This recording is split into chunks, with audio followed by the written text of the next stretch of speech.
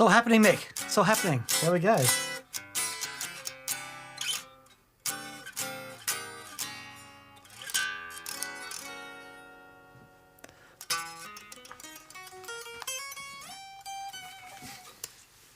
Hello, everyone. Welcome to That Pedal Show, VCQ. Dan here. Mick here. Hello. Welcome. It's Monday again, Daniel. Monday. If you're in the UK, or at least in most of the UK, certainly in the south of England today, it is a thoroughly glorious day. Stunning day. It's the kind of day we don't get very many of. No. And the good news is we're inside. No, it is good news. Yes. It would be if my laptop was working, which it isn't. So not quite sure what's going on there. Yes. Welcome, everyone. Yes, welcome. Quick roll call. Let's see. Where have we got? We've got Robert Payne, Dwayne Chesham's around. BV, hello BV. Thank you so much for all your help as per normal. Really appreciate you. Tony Brooks, hey bud. Let's see. Where's everyone calling in from? Hi from Belgium, says Raphael Jungers. Just look at the Belgians. Greetings from sweltering Canton, Georgia, USA. Yeah, it's probably not as hot in the UK as it is in Georgia. Yeah, right. Gets muggy down there, doesn't it? Yeah. That's why they like all that swampy rock. It's very close. Yeah. Very close. Yeah. Gordon Rankin, hi from Cincinnati. G'day, mate. Hello, Gordon. Yeah, I've been conversing with Gordon this week a bit about some interesting stuff for an upcoming show. That'll be really cool. Greasy Kitchen says, cool, windy and damp in good old Scotland. Man, one of the best holidays I ever had was in Edinburgh. What an amazing place. Absolutely amazing. Back when it was possible to go places, eh? Yeah. Joe Wright, hello from SoCal. Yeah, nice. Very good. Bobby Locke, hi guys from Melbourne, Australia. And John Channing says, Dan's been stickered. Yes, indeed I have. So we've got some new stickers. The new TPS sticker packs available in the gig rig, that pedal show, thatpedalshowstore.com. Sorry, I've been in meetings all day. My brain is absolutely fried. Just for a change. Yeah, cool, great. Well, lovely to see you all. Elmore Custom Guitar says, hello from sunny San Diego. San Diego. I watched The Anchorman yesterday. Right. So they call it San Diego, which means Wales.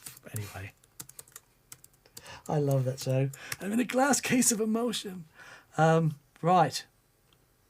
Joshua Alanez says, the oven is beginning to turn on in Texas. Wow. Oh, yeah, it gets hot there. Yeah, man. Texas. Very good. JH says, hello from France. 2 o'clock holiday. Hi from Michigan. And Curtis says, don't say it, Dan. No, I didn't. I dodged it, I think. What did you dodge? The Wales. Oh, yes. Yes.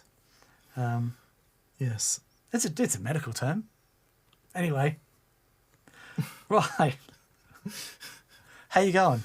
All right. You okay? Okay, cool. Yeah. As always, 9 out of 10 things work. Yes. Is the way it goes. Yep. Oh, Dwayne Jessamine says, good morning from Toronto. Toronto. There was a very eloquent woman from Canada on the radio yesterday, the Deputy Prime Minister. Oh, really? Yeah. Talking very sensibly about a lot of things. Yeah. There's stuff going on up there now. Yeah. I mean, there's stuff going on everywhere. Is there? Yeah. Do you know what I think it is? Tell me. I think Apple are going, do you know what? If you're not on our latest stuff, you can go screw yourselves. Right. Because look, it does my head in. Oh, okay. It just doesn't work. Right. Everything's slow and going, I don't like this operating system. Oh, okay. Is that the older operating system? Well, they're all old, aren't they? Because the only new one is the newest one. Right. And it's like causing such a problem. I upgraded the various bits of software this week. Bearing in mind it's been a long time since the latest software's come through. Right. And then add an Apple M1 chip into that on some of our newest Macs. And it's like, nah, just no. Ugh. Anyway, Cool. Light and peace and loveliness. Peace and love and peace. Let's kick it off. We've got Buzz Wilson says, I'm looking for a Tube Screamer mid push but more transparent. Anything wrong with using an EQ pedal for mids and then something like a Greer Lightspeed after? I'm asking before buying one. So no, EQ pedals are a great shout. What you'll find happens if you put an EQ pedal with a pushed mid-range before the Lightspeed, those frequencies will clip before anything else. You're pushing those frequencies to be louder than everything else, basically. So that can work really well. EQing post Lightspeed would be a more even distribution of the clipping frequencies. Yeah. Other than that, just get a clon type, because that's what a clon is. It's a TS type mid push, but more transparent. Yeah. I mean, you don't get that thick lower mid thing, but you do get that mid range nose on it. Yeah. So J Rocket Archer, Wampler Tumnus would be a great shout, and that'll do it all in one hit for you. The nice thing about that configuration as well, if you've got that paired with the Lightspeed, is that then you've got the option of not having those mid-pushed things with the Lightspeed, because it's such a glorious sounding overdrive. And then, using that for the mid-push stuff, that's a good shout. It's very nice. Yeah. Okay, Chris Waters, thank you for your very kind super chat. There's no question attached, so it might be that one will come through from BV on my text massage. Jeff Harper, hi Jeff, he says, what makes you decide on that 1 amp when choosing an amp? Is it features or is it sounds? Why a matchless or a 2-rock versus a Fender, for example? Never features. Never features for me. Never features. The fewer features, the better. Yeah. I don't need 100 variations of meh. I need that one thing that when I plug in, I go, that's the one. And I knew the minute I plugged in to a matchless, playing Dave Gregory's DC30, I plugged into that thing and said, that's the best amp I've ever heard. For me, I just connected with that like nothing else. And then I got a reverb version of that amplifier, which was lovely, but it was different. It didn't have, I don't know, it just didn't have the same thing. But then I got this, I plugged it in, and it was all there. It was like, that's it. And then I use that as the core tone, and then I use pedals to embellish that. But it's got that thing that I love, and and then I'm golden. So yeah, it's never about features. It's always about how I feel connected to the amp. I think also it's a kind of an arc of your experience. So you start off at whatever age you come into playing, and you play whatever you can find, right? Or whatever somebody gives you, or whatever you can borrow, or whatever you can scrape the money together to buy. And then follows a long and frustrating process of going, I like this, I don't like that. This needs to be louder, I need more overdrive, whatever it is. And you start to decide where it is in amp world that you sit, alongside a bunch of changes that you will make as a player. So, you might get interested in one kind of thing and go in that direction. And then you sort of gravitate towards this point where you find the amp that you're really most comfortable playing and the kind of thing. So the reason I ended up with the 2-rock is because it's massive headroom. It's got all the clean, nice stuff I like about Fenders, but none of the bottom end flubbing out stuff that I don't like about Fenders. Et cetera, et cetera, et cetera. All these little things that you sort of discover over the years. And then what that experience brings is no one amp is ever going to do it. So then you're like, well, depending on your situation, if you play in a band and it's the same band and that's the amp you need, then that's the amp you need. But you might play in 2 or 3 bands, or you might do recording. So the 2-rock, I don't tend to record with it very much. It's really hard to record. I've since discovered, even in recent years, that it's so much easier to get bigger sounds out of smaller amps for recording, et cetera, et cetera. And then that's how it goes, doesn't it? It's trial and error. And in our, people look at all this stuff we've got and they go, oh God, you guys are the most privileged assholes in the world. And there were many, many, many, many, many years of being totally broke, trading one amp in against the next one, losing all that money when you trade it in. Man. I worked it out. We've been there. I worked it out before I came to England. And so this is before that stuff. Before I came to England, it was about 20 grand in Australia that I had lost by buying gear and then reselling it, and then buying gear and then just selling it. Well, I've always been ridiculous. an unbelievable tight ass when it comes to buying gear, and I always buy used stuff. Right. Pretty much always, and I always buy used quality stuff. So if you buy it at the right price, you can sell it almost. You know, I bought my first Mark III Boogie for 950 quid. Right. I gigged it, toured it, kicked the crap out of it for 2 years, and I sold it at the end of that 2 years or 3 years for 925 quid. So that's impressive. That's really impressive. so you can do it. You can buy and sell smartly if you buy, you know, high quality stuff, and that chimes into a whole other argument about how on earth is that thing ever worth that money. Well, it's worth that money because it will pay that money back to you. Yeah. Not least in the gig money you get. Totally. But in the resale value thereafter. Yeah. Well, that's, you know, just to touch on that topic. One thing about that's, you know, with guitars as well. Like, to buy my Junior, I really stretched myself to get that guitar. Yeah.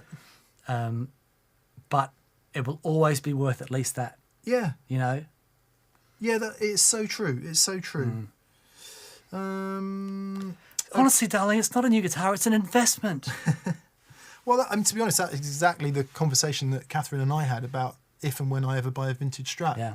She's like, you just don't need any more guitars. It's dumb. But if you really do want to buy a new guitar, for God's sake, buy a vintage one. Yeah. So, Mons says, help. I need somebody.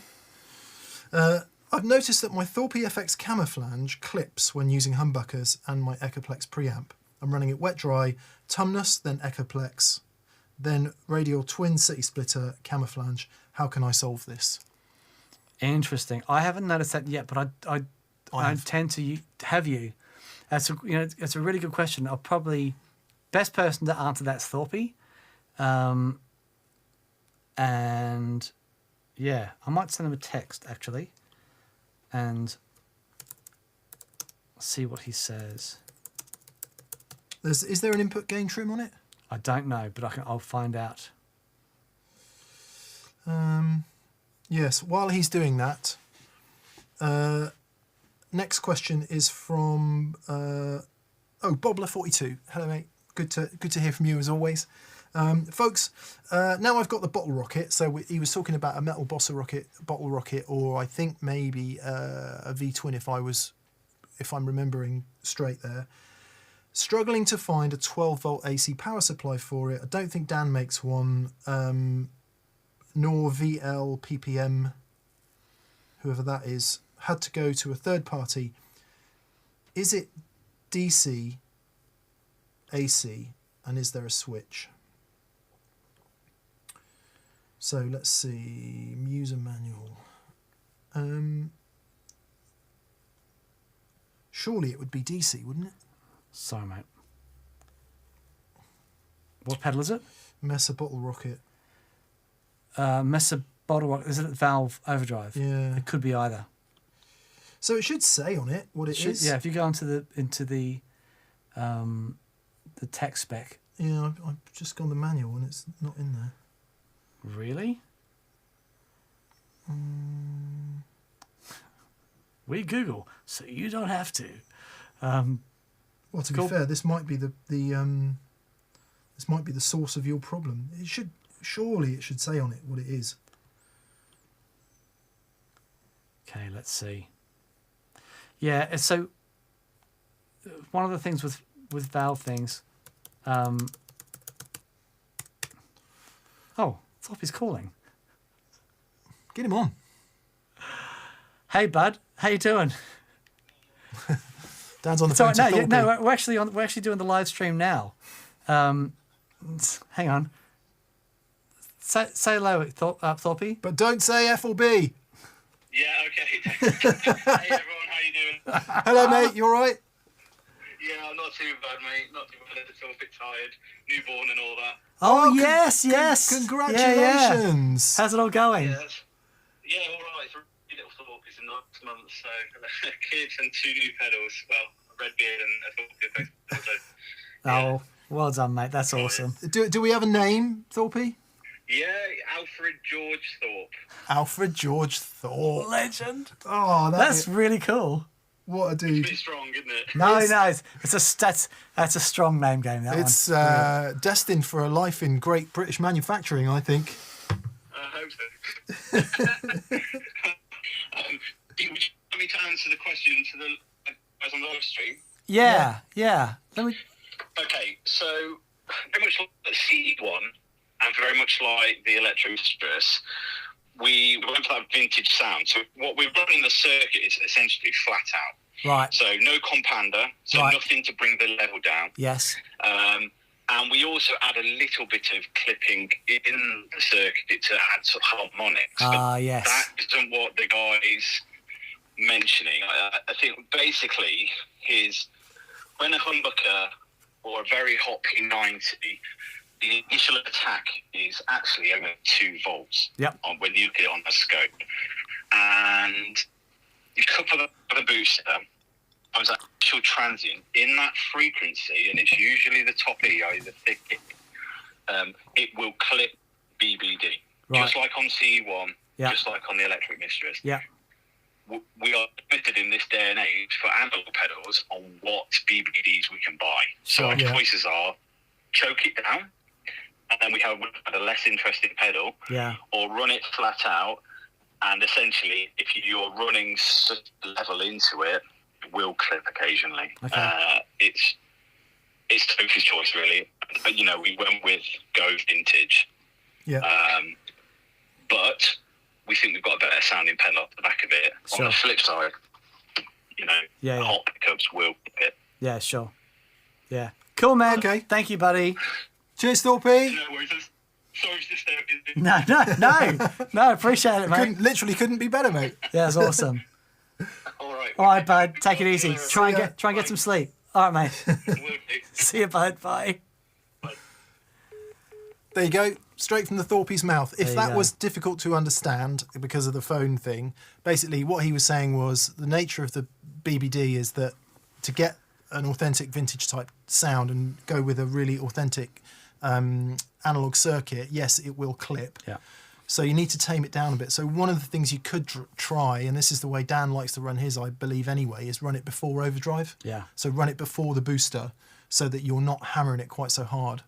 Yeah. I love the sound of the Mistress before gain. I think it sounds fantastic.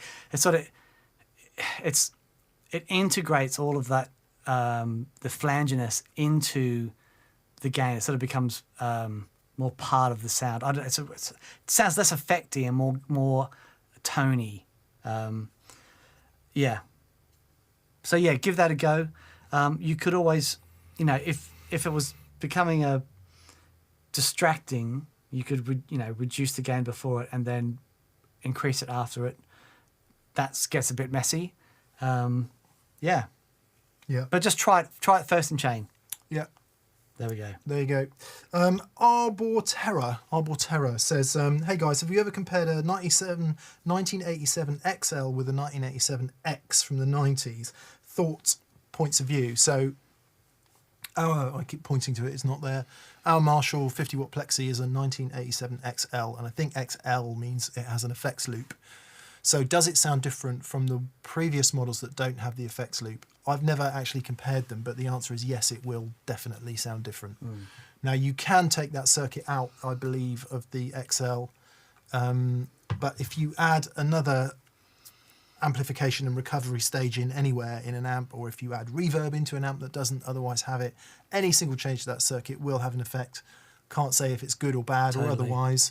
My logic brain says it's going to make it worse to add extra circuitry in, worse being, based on what the original ones might have sounded like. But then, of course, a 90s one probably won't sound anything like a hardwired one from the late 60s. Sure. So that would be an interesting thing to listen for.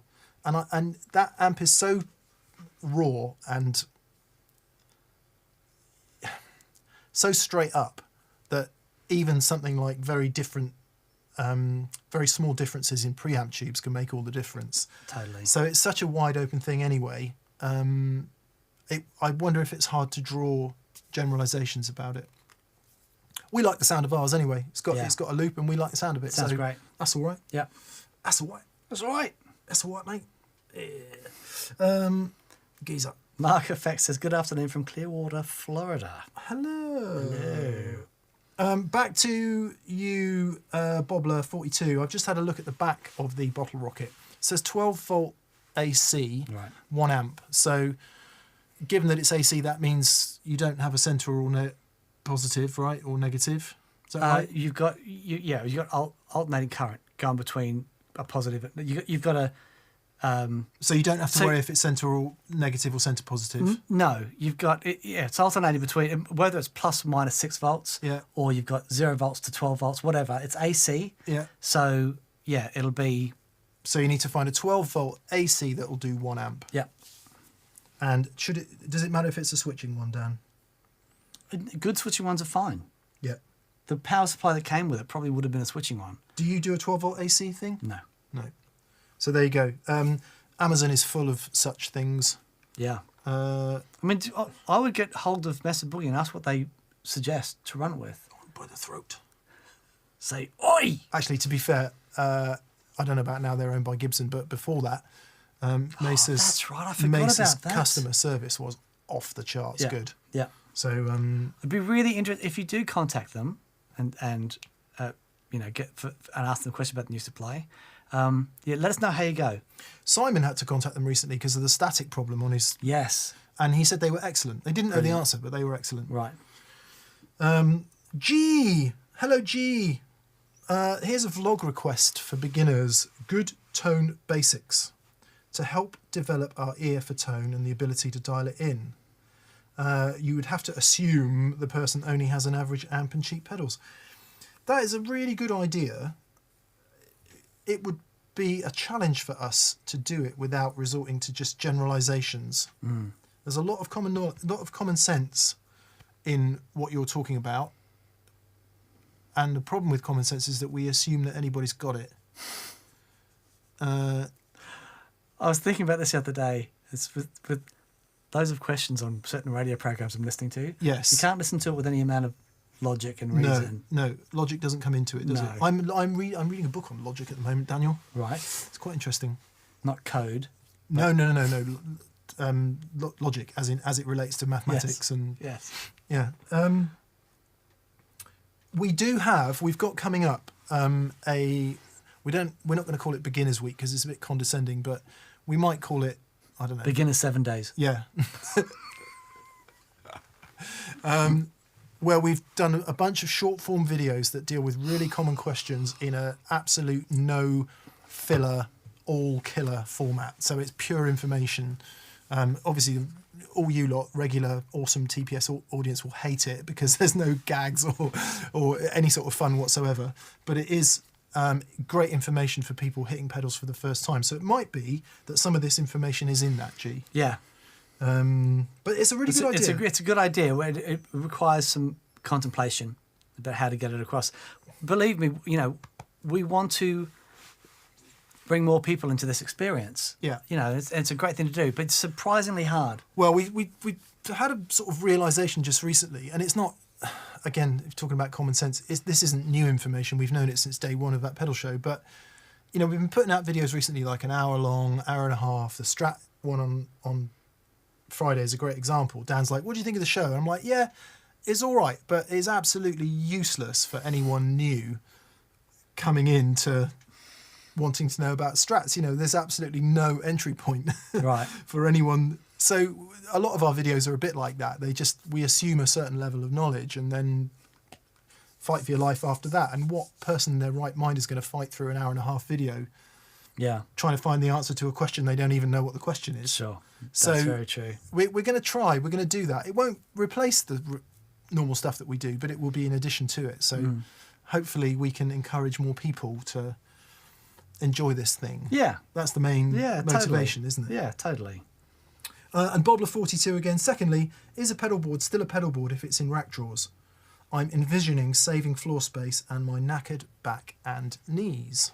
Well, it becomes a rack then. If it's in rack drawers, it's no longer a pedal board. However, you can have a very simple pedal board of your MIDI floor controller. That's Yeah. your pedal board controlling your rack It's a pedal rack. Pedal rack. There you go. I've nearly done it so many times, and always. The sounds that we've had with the page and that stuff going into the Mesa Boogie is like, oh boy, it's so good. Yeah, but the thing that stops me every time is that normally, by about song 3, I've made about 8 adjustments on my pedal board. Yeah, totally. And the thought of going back there to sort that out is just, and I don't mean like stopping the song or anything. I mean just going, oh god, ooch, there you go.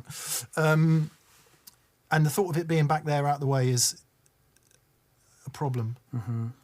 But it's cool. It is cool. I love the draw with it in. Yeah, all nice and cool. tidy. Asa Hakarainen from the US of A, by the looks of things. If you had to record an album and TPS episode with Dan and Mick from the past, then travel back through time to play a gig with them in their time, which younger versions of yourselves would you choose to do so Oh with, my and word. why? Oh my goodness. I totally wouldn't. I have no nostalgia whatsoever for my former self. No, I don't. But the question is if we had to. Let's see. The most fun I had touring, I think, was when I was playing with Max. So I'd probably go back to that time. Because that was just Max Sharam, and it was just fun. It was like the amount of creative energy and art going on, you know, not by me, but by people I was surrounded by, was just wonderful. So I'd probably go back and slap that guy around the face a bit and go, oi, you.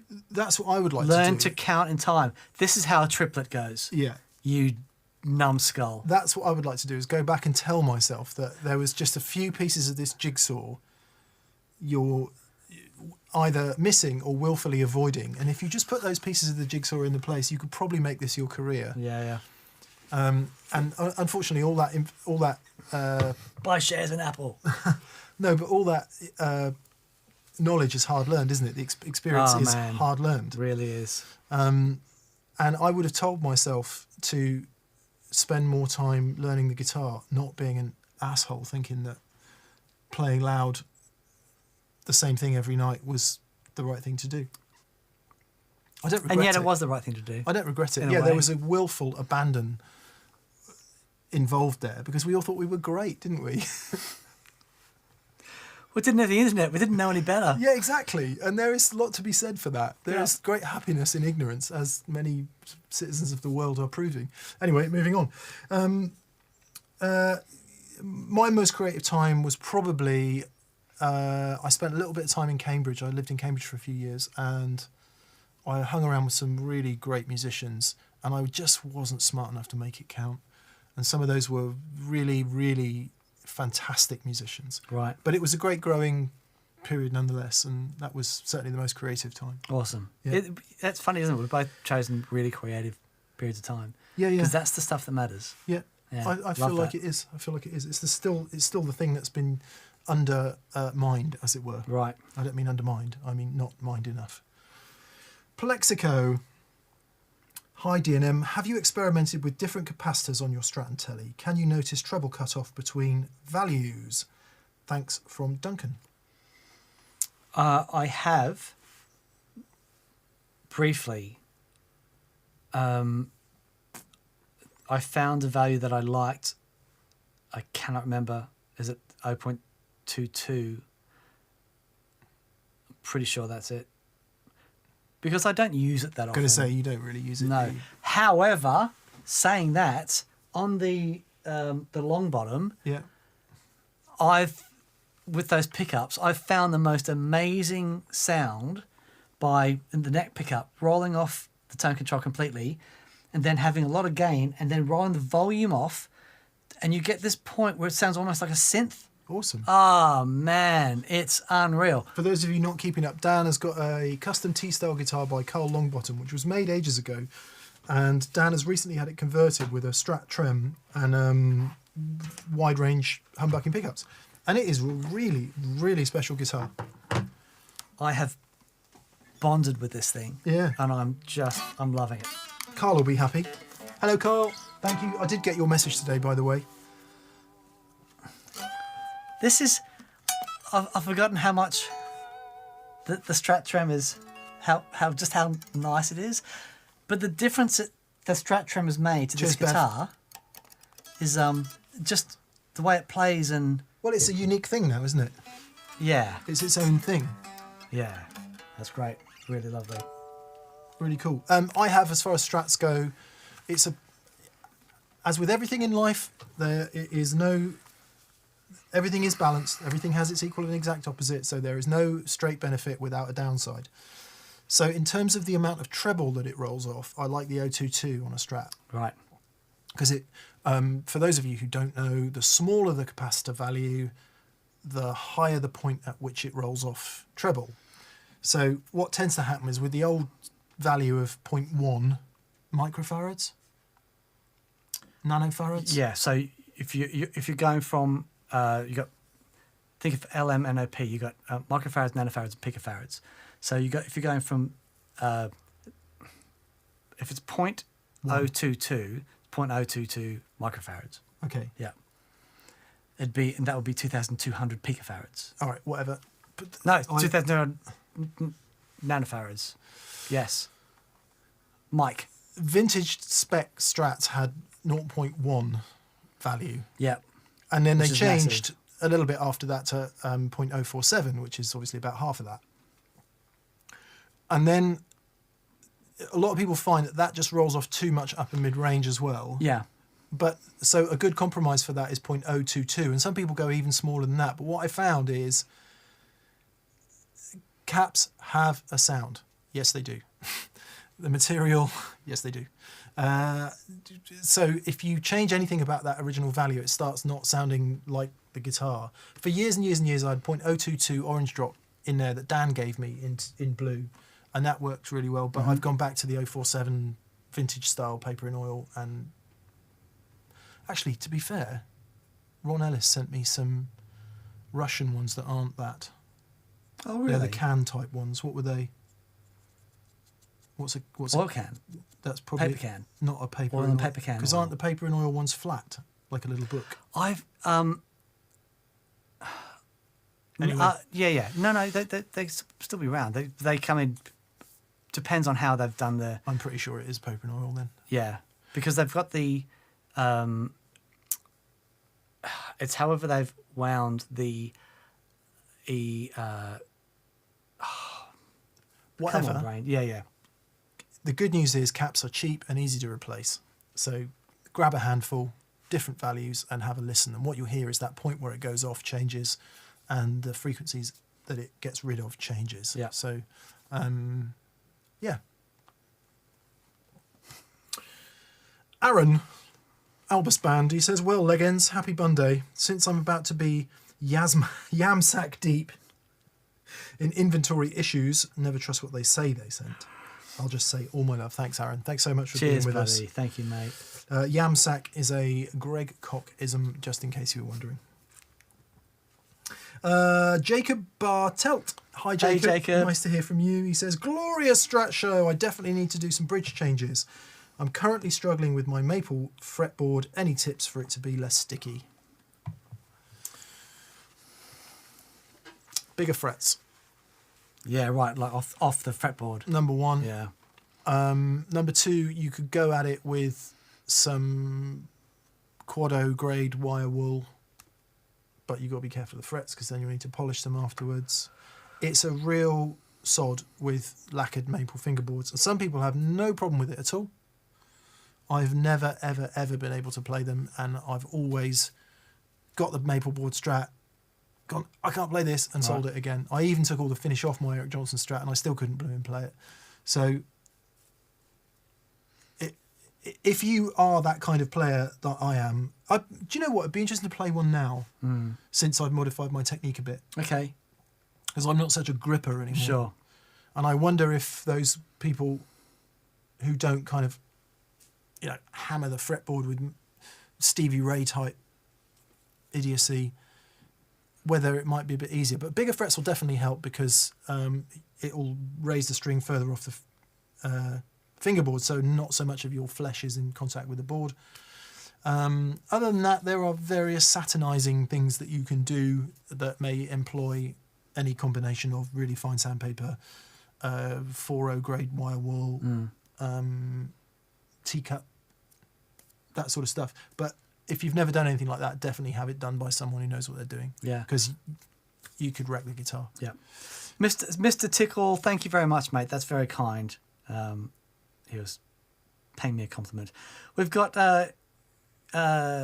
Cosmic J says hi from Swansea. Seattle Phil, hi from Seattle. Chris Warburton in Nottingham.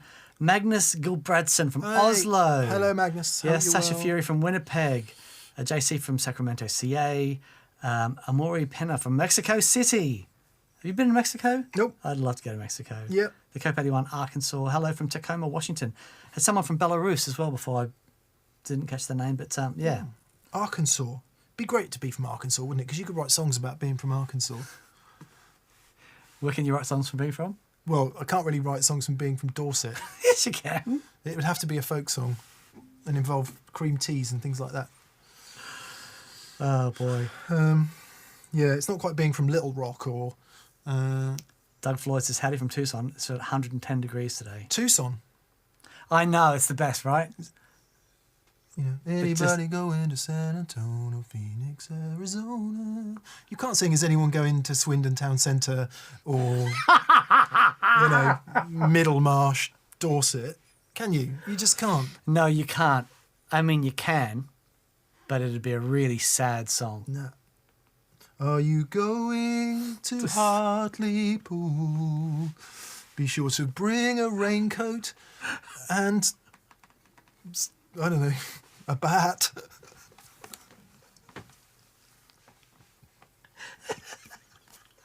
Sorry to anyone from Hartlepool.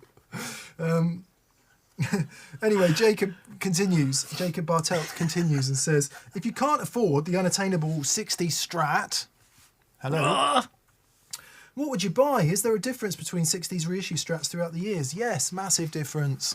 Jacob, you're singing my pain here. I've been through them all. Custom shops, American vintage reissues, non-Fender type Strats, custom builds, and unfortunately nothing sounds or feels like a proper vintage Strat. Yep. Not even the best that the custom shop can do. And the custom shop ones are amazing. They are totally amazing. Yep. Considerably more amazing than my dear old blue hunk of wood there. I like blue. But, you know, it's not just me that says that. And despite what you might read in various marketing materials, I know people and we agree. I know people. But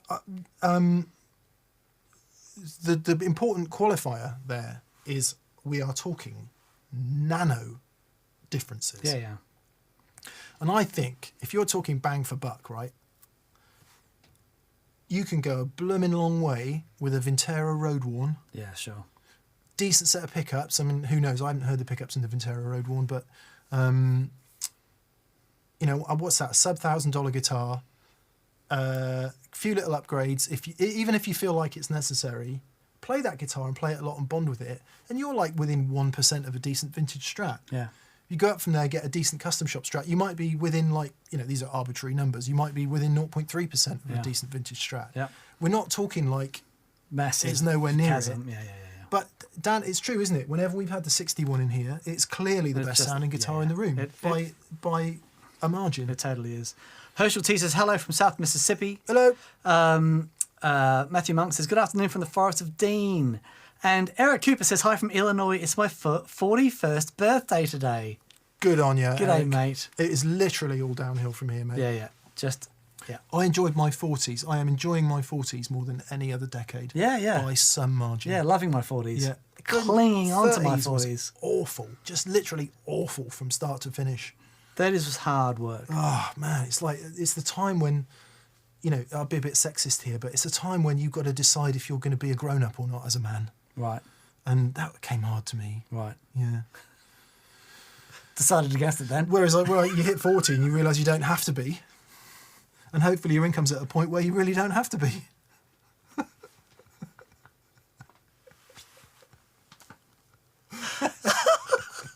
Especially if you've so successfully managed to avoid having children. Oh boy. And then it's really all, I don't know, is it downhill or uphill from there? It's either as good. It's oscillating. Yeah. Yeah. Very good. Jolly Willard. Hi, Jolly. Hey, Jolly. He says, Mick, when you talk strats, we listen. The context you guys provide to what I'm hearing adds so much to the playing experience. Thank you for the wonderful episode on Friday. Can we have a telly show, please, Dan? Cheers, Jolly. Thank you for that. We could have a telly show, but there wasn't. I think the point of the Strat show was I had so many questions. I'd been bugging Mick for so long about the Strat show, and you can see we did an hour and a half and still hadn't covered all the questions. No. There's a lot less questions on a telly. It's such a simple thing. The Strat, for me though, was genuinely a mystery. But I thought, I mean, watching that show back, I loved it. You played your bum off. I thought it was some magnificent playing from you on that show. It was just wonderful hearing you unleash like that, and hearing the differences between the guitars and the different things they brought out of you as well was just fascinating. The consensus seems to be that the Transit van sounded the best on the day, and I kind of agree, actually, the black one. Yeah, I think it sounded amazing. It sounded the strattiest. Most stratty. It sounded the strattiest with for me. Fender Custom Shop Fat 60s pickups, that one has. By the way. Right. Yeah, thanks, mate. I think if we do the telly one, I got a new telly inbound, actually, the Jason Isbell signature. Okay. And it We'll might just be fill the room up with tellies. that we do all the tellies that we own Yeah. and use that as a good excuse to ask some common questions about tellies. Okay, great. We really ought to find a thin line, but that might be a separate show. Okay. But tellies as we know them, maple and rosewood fingerboards, vintage style pickups, because that's what we're into. Yeah. Alder and ash bodies we've got, so that could be an interesting chat. Indeed. Buzz Wilson, I'm looking for, oh no, we've done you, Buzz. Simon Hosford, hello Simon, or Hosford. He says, greetings from Melbourne, Dan and Mick. Ah, love Melbourne. What a great place. There's some really lovely friends in Melbourne. He asks a very philosophical question, which is, if a good reverb pedal gets turned on in a forest and there's no one around to hear it, is life still better? Of course it's better. Because the forest is nourished by the love. Yeah. And we all benefit. We are all connected by every molecule and subatomic particle. Therefore, just because you can't hear it, it still affects you. Absolutely. Yeah. Matt Lloyd. Hello, Matt. Hey, Matt. He says, what would you say is the best 2 amps for a wet dry rig for 70s punk, pairing it with a Les Paul Junior DC? I have been thinking about this week, and I'm going to try something out. Recently, was talking to Phil X about the way he sets his rig up, and he's got that little Greer amp that he sits on top of his Marshall, and that thing's basically going flat out the whole time, and it's basically the signal split off, goes to that, and then everything else goes into the Marshall's pedals and stuff. And I thought a really cool way to do it would be to split at the front before everything. If you've got like a small speaker, really toneful thing, and then just send all the effects to the other amplifier. And I think in a punk context, that would be a really cool way to do it. So you've got this amplifier that's got character and it's limiting, and that's always there. And then you colour around that with the wet rig. But yeah, I think I'm going to try that. I think it'd be really fun. I'm just doing a bit of research on Johnny Thunders, because if we're talking about punk, New York Dolls. Oh, cool. Got to be, isn't it? Was he in the New York Dolls? Let's go with that. Seems it doesn't really matter. Let's see. Richard Benson. Johnny Thunders guitar by Richard Benson. Les Paul. So yeah, Les Paul TVs and Nope, nothing on amps whatsoever. Fender Twin Reverbs from the mid '60s. Yeah, they were very popular. Didn't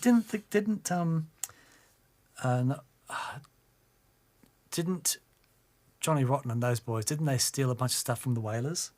I don't know.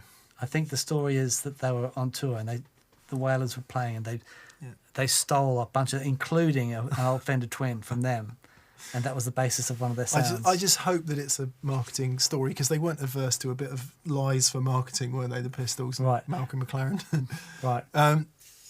Yeah, so let's punk to me always is a fairly forthright, aggressive, overdriven but not saturated guitar tone. So with your DC, I mean, any overdriving amp is going to work pretty well, whether it's a Plexi type thing or a Fender type thing. Obviously that means a lot of volume. If you come as far forward as the Pistols, and obviously I think real serious punk devotees sort of discount the Pistols because they think they're a pop band, but I think Really? I think the Pistols are punk. Yeah, man. Steve Jones's guitar tones were absolutely awesome. Yeah, really totally. beautiful overdriven guitar sounds. Yeah. Well, if you know, the Clash. That was, you know, when I first heard a Telecaster into a cranked AC30, just went, oh my word. They're saying that There's some amazing guitar sounds in that. they reckon Steve Jones used a Fender Twin reverb cranked as loud as it can go. I mean, it certainly doesn't sound like that on the recording to me, but No, but yeah. So it looks like twin reverbs. Let's see then. Joe Strummer amps. Tele and AC30. Is it? Yeah. Well, there you go. That's what that is. So it sounds like it's a classic valve amp on the end of your guitar, cranked. Now, obviously, that's hard work these days. So you're looking for a wet, dry rig for 70s punk. I don't know. Depending on how loud you play, some combination of a Vox and a Fender would be pretty good. Get an AC10 and a Princeton. Yeah, yeah. You know, that would be epic. And loud. Yeah, so AC10 Princeton, or next up from there is going to be AC15 Deluxe Reverb. Yeah, man. Next step up from there is going to be AC30 Twin Reverb. But you might also find... There we go. There's a show. 20 watt Marshall would be pretty good as well. Get those three. Yeah, yeah. And just, oh, that'd be so much fun. Basically, you know, Orange AD30, any sort of classic amp that can go from clean to just slight overdrive rather than full on filth, Right. I think would be a good thing. And then, you know, you no reason why you can't push it with a fairly open sounding overdrive to get that. I'm sorry.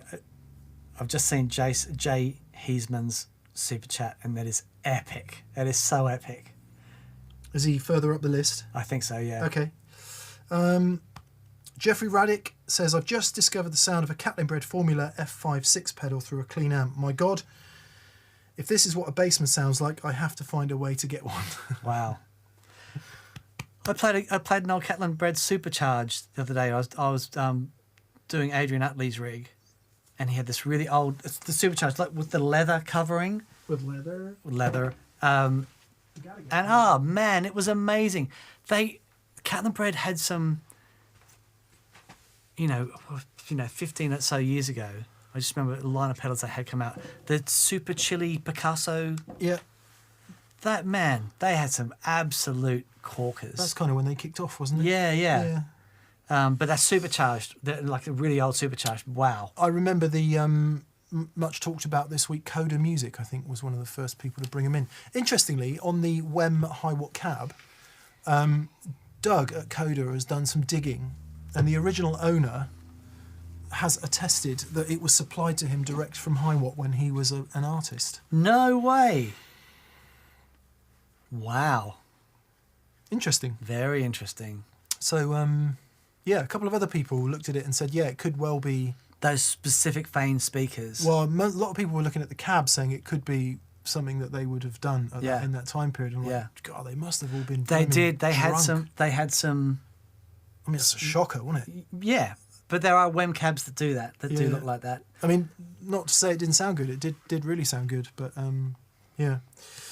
Mike 2203 fan. Ah, nice one, Mike. It's a classic Marshall amplifier if ever there was one. He says, hi Mick and Dan, thank you for a great channel. My pedals are mostly Boss. Cool. Would a G2 system improve the sound? I have a CE5, an RV5, DD6, BF2, BF3 and BD2. So... It will certainly change the sound. Yeah. What will happen is, at the moment you've got a whole bunch of buffers in line. And so what will happen is you won't have those buffers on when you don't want them on. For me, I much prefer being able to choose the buffers that I want when I want them. I don't want my direct signal going through a whole host of buffers if I don't need them. And that's sonically, that's the biggest thing. And I've always found this really challenging. For me personally, I haven't had any players with a rig set up like that hasn't said it's that it doesn't sound better. Exactly. Yeah, I'll give you. If you can work your way through that. I'll give you a live example. I was talking to my friend Steve Harvey this week. Steve, old friend, guitar magazine and guitar show friend, now works for Martin, and he came in one day and we spent the day going through his pedal board and just trying to sort his sounds out and stuff. And he went from like what most people have as a pedal board, bunch of pedals, power supply, and we took him from that, just shifted a few things around, got him thinking differently about the channels in his amp and stuff. And he eventually ended up buying a G2. And that was just before lockdown. Oh, wow. And he's just started going out gigging again and rehearsing. And we were chatting on text and he was saying he cannot believe the sonic difference by adding that G2 in there. Yeah. Like, he's having to reconsider a lot of the way he approaches the guitar, definitely how he sets his amp, because everything is so clear. Yeah, yeah. Which is why I'd said it will definitely be different, and not everyone likes that. Absolutely. That's absolutely true. If you've been used to the kind of mess that is created with a couple of 40-foot cables, a couple of 30-foot cables, bunch of pedals chained together, and your amp, I mean, there's a lot of tone suck going on in that. And you've become used to that sound. Cleaning all that up and having everything like, here I am. He's saying it's demanding a lot of him as a player. Right. Because he can hear everything like... Yeah, right. So if that sounds like something that would interest you, then something like G2 is going to bring that. Personally, I absolutely love it because I want to hear everything. Yeah, totally. And you just lose so much with it all just crammed in. And let it not be said that a really decent power supply is an important part of that as well. I never believed that before I knew Dan. Never believed that power could make such a colossal difference to the board. And actually, I would say improve all your power to very top spec before you go for the switcher. And even that will make a significant difference. Yeah. So good luck, Mike. Yeah, good luck, mate. Thank you. João Paulo Vilela from Brazil. Hello, Brazil. He says he wants to buy a 64 custom shop Strat, but can only find 9.5 radius. Should I buy it or wait for a 7.25 to come along? Does it make a lot of difference in tone and feel? Makes a lot of difference in feel. But only if you're used to the other. Yeah. So for 98% of people in the world, they just couldn't care less. Right. Because they haven't been playing a 7 1/4 for 30 years. I've been playing a 7 1/4 for 30 years. Right. And tend to prefer that fingerboard radius, but I don't have any problem with a 9 1/2. Yeah. If the right guitar comes along and you're not used to that 7 1/4, I wouldn't give it a second thought. Bear in mind that PRS's standard fingerboard radius is 10, Gibson's standard fingerboard radius is 12. So if you're coming from either of those guitars or guitars like them, you're going to be used to a flat board anyway. So it only matters if you are wedded to that vintage radius. Yep. Which I unfortunately seem to be. Yes. Yes. Good luck. That sounds like a cool guitar. Yep. Tony Vardy says, when using my Analog Man BC183 Sunface with my Fender American Vintage 65 Strat,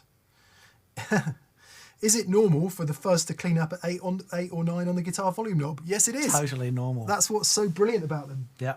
That's why they're so awesome.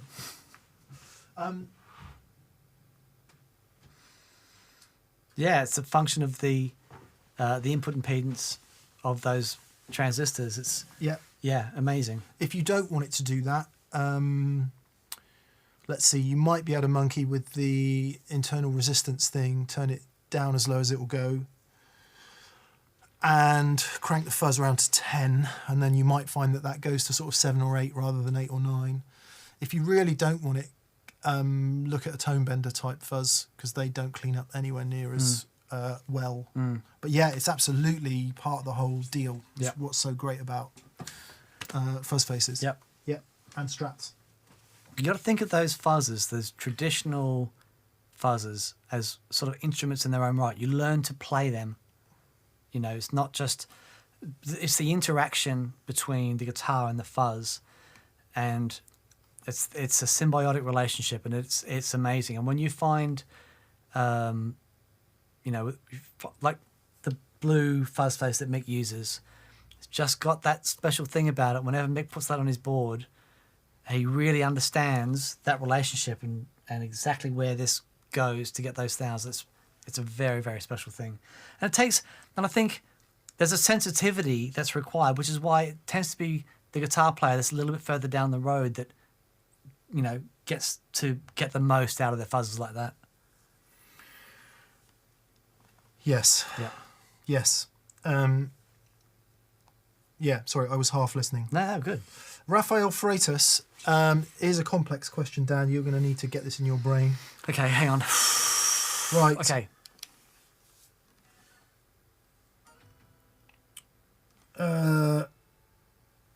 So the signal comes into the humdinger.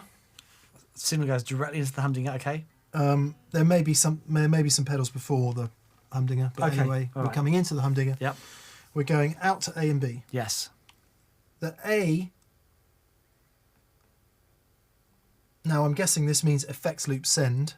So out of A amp, Okay. effects loop send to a flashback mini, a June 60 chorus, and a TRS split. So we're coming out of one effects loop going through two pedals, and we're TRS splitting. Yep. The A return. Yes. So the tip side of the thing, we're going to the A effects loop return. Mm-hmm. The B side, the other side of the TRS split, we're going to the effects loop return of the B amp. Yes. Do the wattage of the amplifier have to match? No. No. But you might want to balance the volume.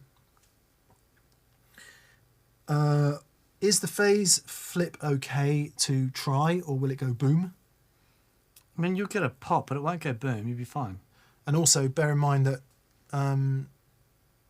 If you're worried about the boom, just put the amp on standby, flip the phase, and then put it back off standby.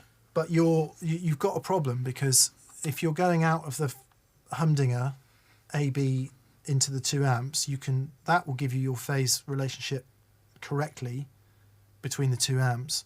But if you're sending out of the effects loop of one amp and returning to the effects loop of the other, you've got another potential phase problem there. So I'm You'd have to assuming have a phase flip on that as well. you've got okay. So you're only using the preamp of one amplifier, but you've got stereo effects in the loop. Yeah. You don't put the humdinger after the B.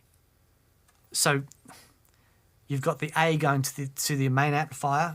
You know, guitar pedals go into the amplifier. Effects send, go through the effects, stereo out. You go the A goes into the normal amplifier. The stereo out that you're going directly into the effects return, go put that into the input of the humdinger, and the isolated output of the humdinger into the effects return of the second amplifier. Yeah. Done. So do your split after the effects loop. Exactly.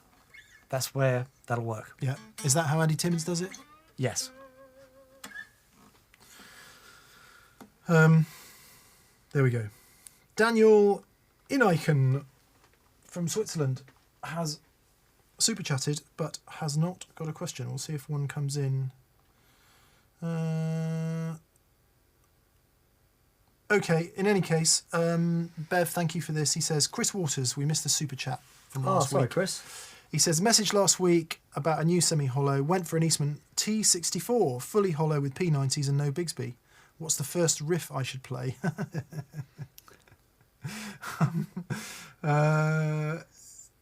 Fully hollow So it's essentially 330. a 330 with no F holes. 330 no F holes. Sunshine You Love. Yeah, or Revolution by the Beatles. Oh, there you go. Do that. Or something that John Lennon played. Yeah. Yeah. Yeah. Very good. Happy days.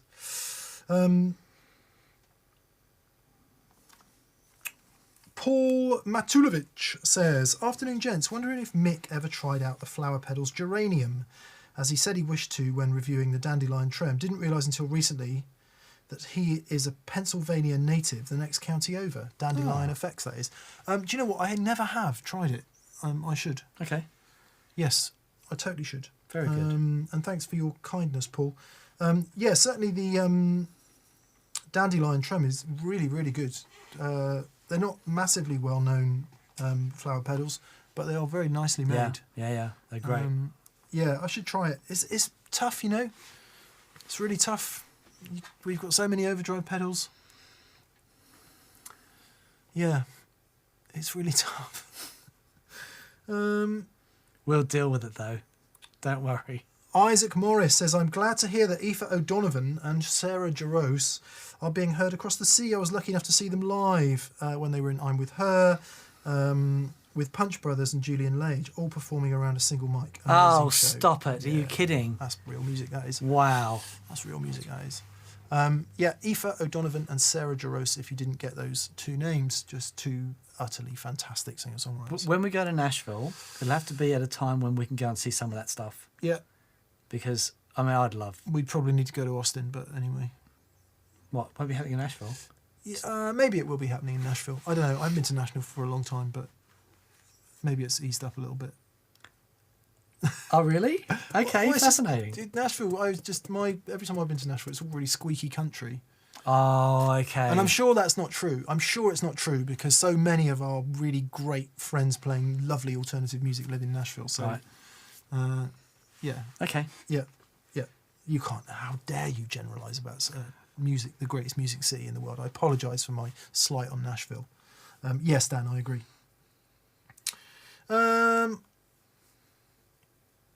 Matt Lloyd says, "You guys should start with the VCQ with the video black and take turns playing, letting us know whether it's you or Dan. Is it Dan or is it Mick?" It's a great idea, Matt. We have enough trouble getting the flipping VCQ live anyway. One day we will have someone pushing the knobs and Yelling demands. yeah, That'd be great. We are inching towards it. There is no doubt that we are inching towards it. Do we need to turn the super chats off? I'm just wondering if we do actually. Okay. Soon. Yeah, we have had a lot of moans about Super Chat, by the way, that we prioritise the Super Chat questions. There's no easy way to say it. The thing doesn't run itself. Yeah. You know, you wouldn't ask a band to play for free. Everything else that pedal show does is free. It costs us thousands and thousands and thousands of pounds to do it. And we're not sad about that. But everything else that pedal show does is free. This isn't. So apologies if you feel aggrieved by that. We do try and include... Consider it a gig. Yeah. We do try and include that, you know, if you look at the amount of... we love that everyone's involved, everyone's commenting and stuff. And we do try where we can, but, you know, hopefully you realise that you'll understand that we do need to prioritise the super chats. Yeah. Because it does help... It helps things run here. Everyone that's super chatting, you're helping support what we do. I think a lot of people assume that YouTubers are rich and are like rolling in money. Man. And I think if you look around here, you'd go, "Oh, you guys are rolling in money. You got loads of money." It just isn't the case. No, it isn't the case. We are idiots when we buy gear, but you know that pedal show is not a rich entity. I can promise you that it's not. So yeah, all these little, whether it's a bit of super chat, whether it's a bit of affiliate revenue, whether it's buying T-shirts, whether it's this or that, all those little bits of money add up to enough money to do the show. So we're not moaning. We're very grateful. We're very grateful for all of it. Yeah, absolutely, we are. And maybe we could scale back our production values a little bit and make a bit more money, Dan. But it's unlikely. Awesome. I when I leave the house, and sometimes there's a crossover between when I've got to go and when Teen comes home. So sometimes we might have to leave the dog for an hour. So we put the show on so Ziggy can hear my voice. And when I see it on the big 4K TV and stuff, it's like, it just looks banging. It gets Scares the crap out of a dog. It gets steadily better. Right, I am going to turn Super Chat off. Hopefully we'll get through them all, and then we can do some other stuff as well. We do other stuff while we're doing it, but anyway, hopefully no one's too offended by that. Yeah. Okay, moving on. Would be... Let's see, who's next? Would be... Oh my God, we've got a lot to write down. Would be... Yes, Jeremiah McCann. Hi, Jeremiah. Hey, Jeremiah. Nice to hear from you. He says, why don't you have a compensating bridge on your Telecasters, Dan? Haha. I think the answer is he does. Okay. I don't have on this one, but actually, sorry, I do. Yep, these are compensated, the old brass ones. They just drill the hole through separately. But Yeah, on red, they look straight, right? But if you get them up close, you can see. Let me see how I go with this. Cover your face, Michael. Cover your face. You need to come back into the light, mate. Yeah, I've got it. I'm shining the light.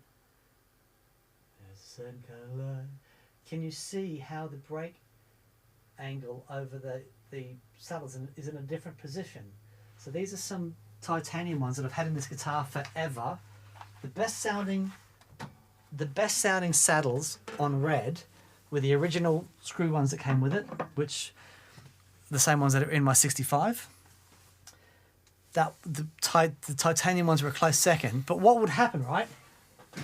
So with the original screw ones, sound great. I'd break strings every night with the original threaded screw ones. But when I went to play, let me see if I can remember it. Right? With the original saddles on, it was awful. And I'm trying to bend my fingers to make it stay in tune. I'm like, Mr. Brightside by the Killers, if you didn't get that. And I thought, no, it's fine down here, but doing that stuff, there's no way. So, these titanium compensated ones sorted that out. Yeah. To a point. They're not perfect. Yeah. But they're close enough. They're close enough. Yeah. And they don't suck either, do they? Tone-wise. No. I had titanium saddles on blue for a while, actually. I think it's the only other thing I would use apart from bent steel. Totally. I've tried them all. Tried them all.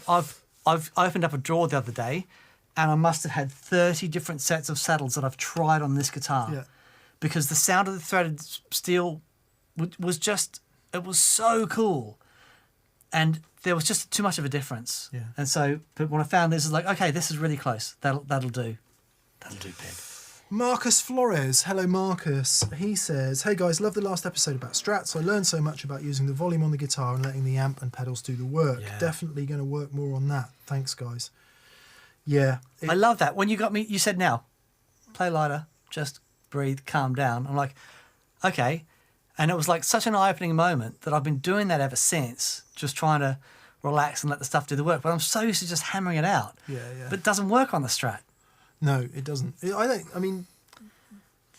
an argument to say it doesn't really work on anything. Well, it's about having it all underneath, having it all at your disposal, Sure. isn't it? Yeah. And it's the car analogy is the one. You know, if you drive the car at 110 miles an hour everywhere, it's a rubbish analogy. That's not even going to work. You can't be flat out all the time. Sure, of course. Well, you can if you're Stevie Ray Vaughan, but most normal humans, you can't really be flat out all the time. Yeah. It's better to have dynamic range. And I actually think if you relax a bit more and do what you're saying, Marcus, lots of other things start to happen. You start to breathe a bit more evenly. You start to think a bit more. I don't know. I think it ends up in something closer to music, personally. Yeah. And it's taken me so long. No, I wouldn't even say that I'm even doing it effectively yet, but it's taken me so long to even admit that that's the right way forward. But it's a life work, that stuff. Yeah. It's so boring. One of the best sounding guitar players we've ever had on the show is Simon Jarrett. Yeah. And his dynamics in his picking, it's like the sound that he gets out of my Les Paul is the reason I won't sell that guitar. Julian Lage is another super light picker. Yeah. And my goodness me, what a flipping Monster. great musician he is. Amazing. Prog Doggy, Hey, love the Strat show. Thank you.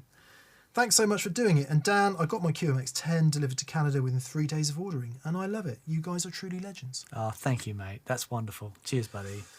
Trevor Elaschuk from Canada, he says, "Hi gents, what are your thoughts on the hologram microcosm?" Love it. It's wonderful. So you see it on my pedalboard build, and the way, I mean, it's great. There are,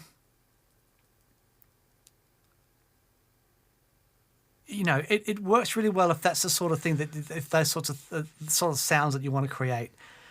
But there are sounds in there that I can just get lost in, and I find for creativity, if you're struggling, microcosm, the Chase Bliss Mood is another great one.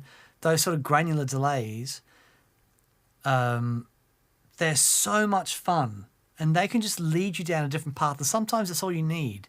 You don't need a complete redirection of what you're doing. You just need a bit of a nudge one way or another, and they're really wonderful pedals for doing that. Just to get you thinking in a different way sonically. Yeah, really, really lovely. I think allowing yourself the time to explore it as well. Yeah. It's a little bit indulgent, isn't it? And so many of us with, I don't know, whether it's work or family commitments or whatever else you have to do in your life, allowing yourself enough time just to get lost in it can not always be the easiest thing. But once you do, it always leads somewhere good. Yeah, totally. Yeah, I saw this really cool thing the other day. This a guy on YouTube. He just tuned his guitar randomly and then just composed a piece of music on the spot. No way. Yeah, and it's like, okay, that's something I've got to do. It gets you out of this. Yeah, loses your muscle memory. Totally. And because then you got to listen Nice. and think, and it's like, what he played was stunning. Yeah. Like, yeah, man, love that. Nice. Jay Heesman. Jay, first of all, congratulations.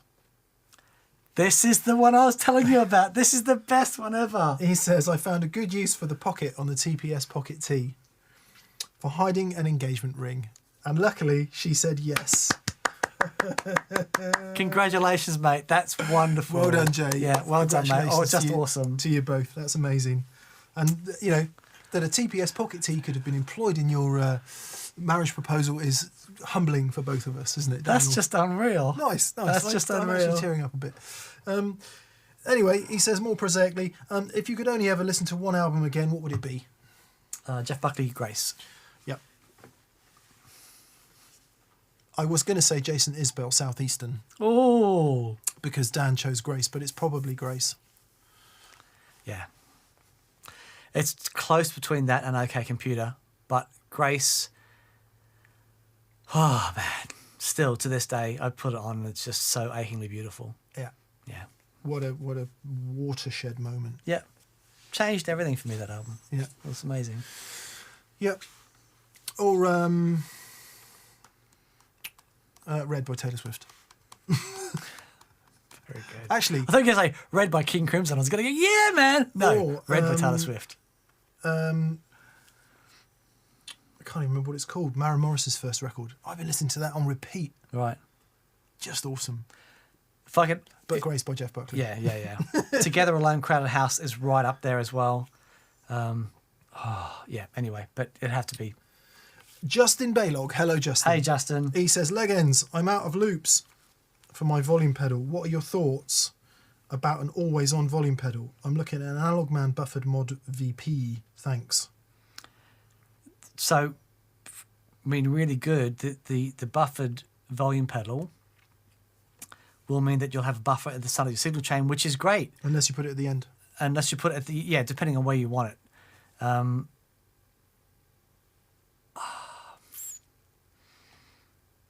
Yeah, buffered...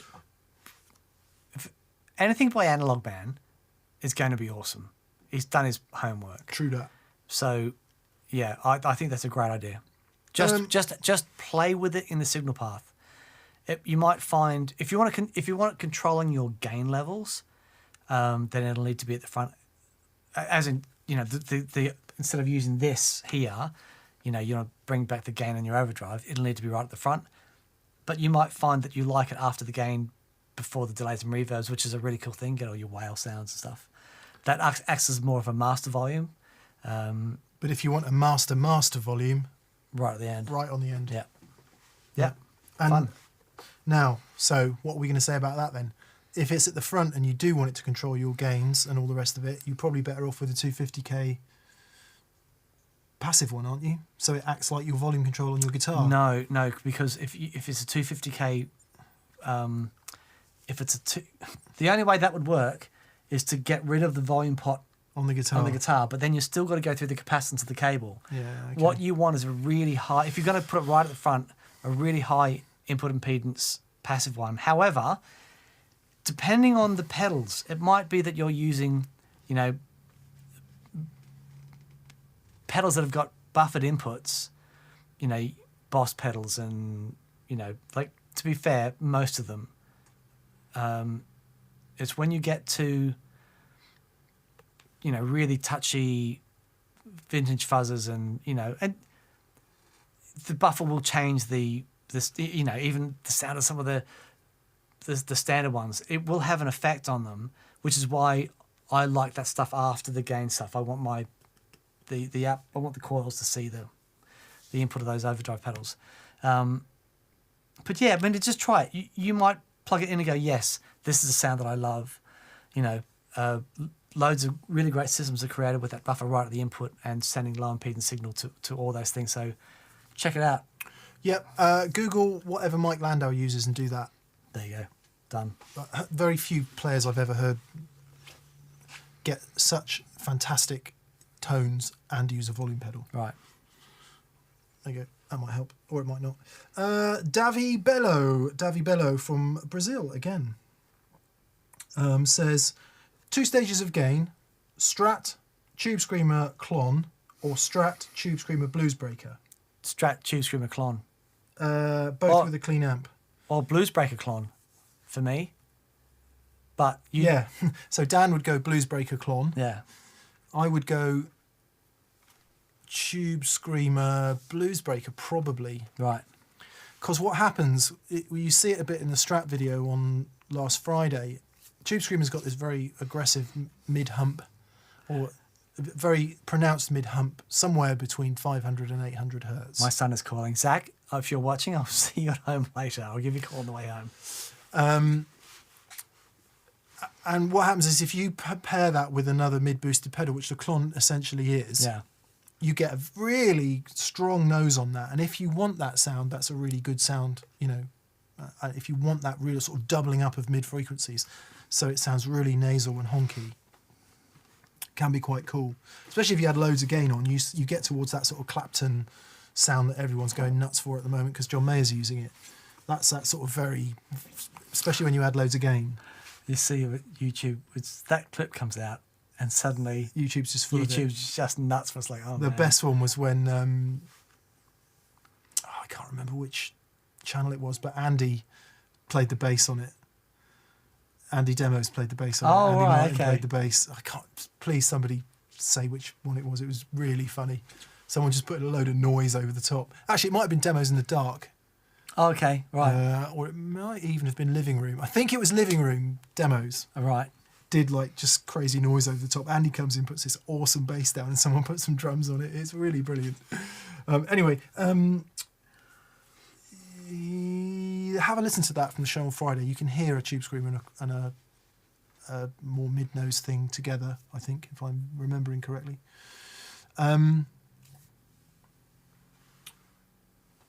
The Blues Breaker and Tube Screamer combination is what you get in a Kingtone Duelist.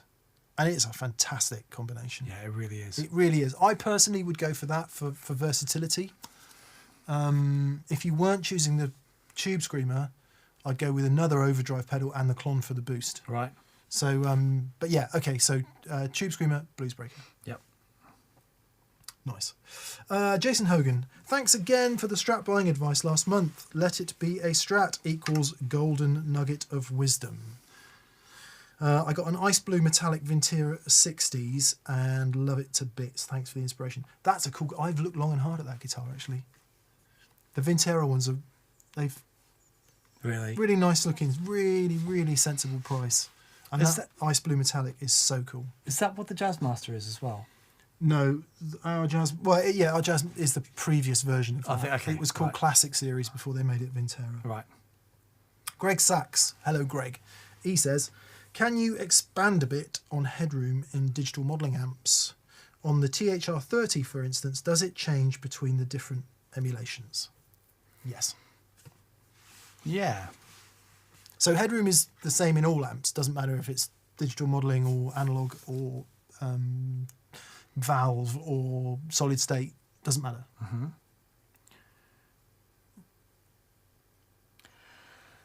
So I'm just thinking about the THR. Right. If you think of what Thorpy was saying before about when you're hitting it with a P90 and then you boost and transients and that sort of stuff. With a valve guitar amp, that valve stage is taking that massive signal and it's doing what it does naturally. It's compressing it, it's doing all that lovely stuff. With a digital modeling amplifier, you've got to have enough headroom that the processing can handle these transients and then process them and create that sort of a, slammed front end sort of sound.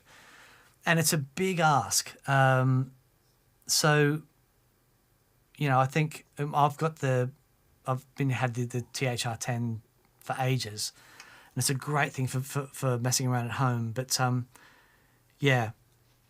headroom in that sense, if you slammed it with, I haven't yet, so I don't know what it's like.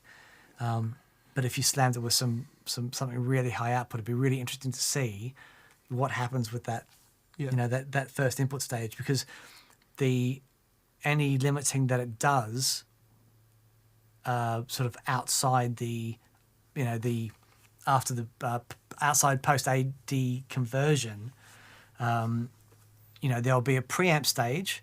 So it'd be really interesting what happens with that preamp stage if it goes beyond, sort of limits in there. Yeah. So with specific, having just said that headroom is the same no matter what amp you're talking about. Now, what we're talking about there is kind of the ultimate output level that it has before it distorts. Now, of course, one slight issue with digital distortion is that it's pretty ugly compared to analog distortion, which is not ugly. But that THR is digital modelling amp, which is a completely different thing. So it will be kind of modelled and programmed to not do that digital distortion. Yeah. You won't be able to hit it to do that, I doubt. I would imagine they've taken all that out of it.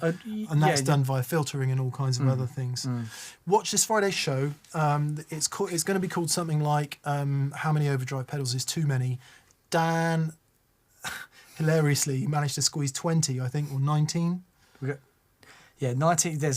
If you count the D&M drivers too, there's 20 gain stages. Overdrive pedals on a massive pedal board. And yes, we do turn them all on.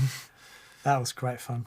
And we just talk about gain staging, and it's absolutely relevant to the subject of headroom, right? Because headroom is how much more have you got left before it distorts and compresses. So it might throw some light on it too. But yes, the headroom levels between the amp models will definitely differ, because what you'll perceive is that a clean sound is much louder than an overdriven sound because of the transient on the front of the note. That's what, and those, the transients, everything. And it opens up all sorts of difficult questions about how you set your levels between clean sounds and overdrive sounds, because the clean ones always sound nice, but the spikes in them are crazy loud. Yeah. And then when you step on your overdrive pedal or go to your overdrive channel in your amp, it sounds really loud, but actually it isn't. So, Daniel Abella says, are they going to update the graphics on the D&M pedal for mixed facial hair? It bothers me when I play that pedal now. We probably will, yes, for the next batch. Just take a little white marker and just scribble a little bit in. Even better, stick a little picture of Taylor Swift over the front. That's what I've done on mine.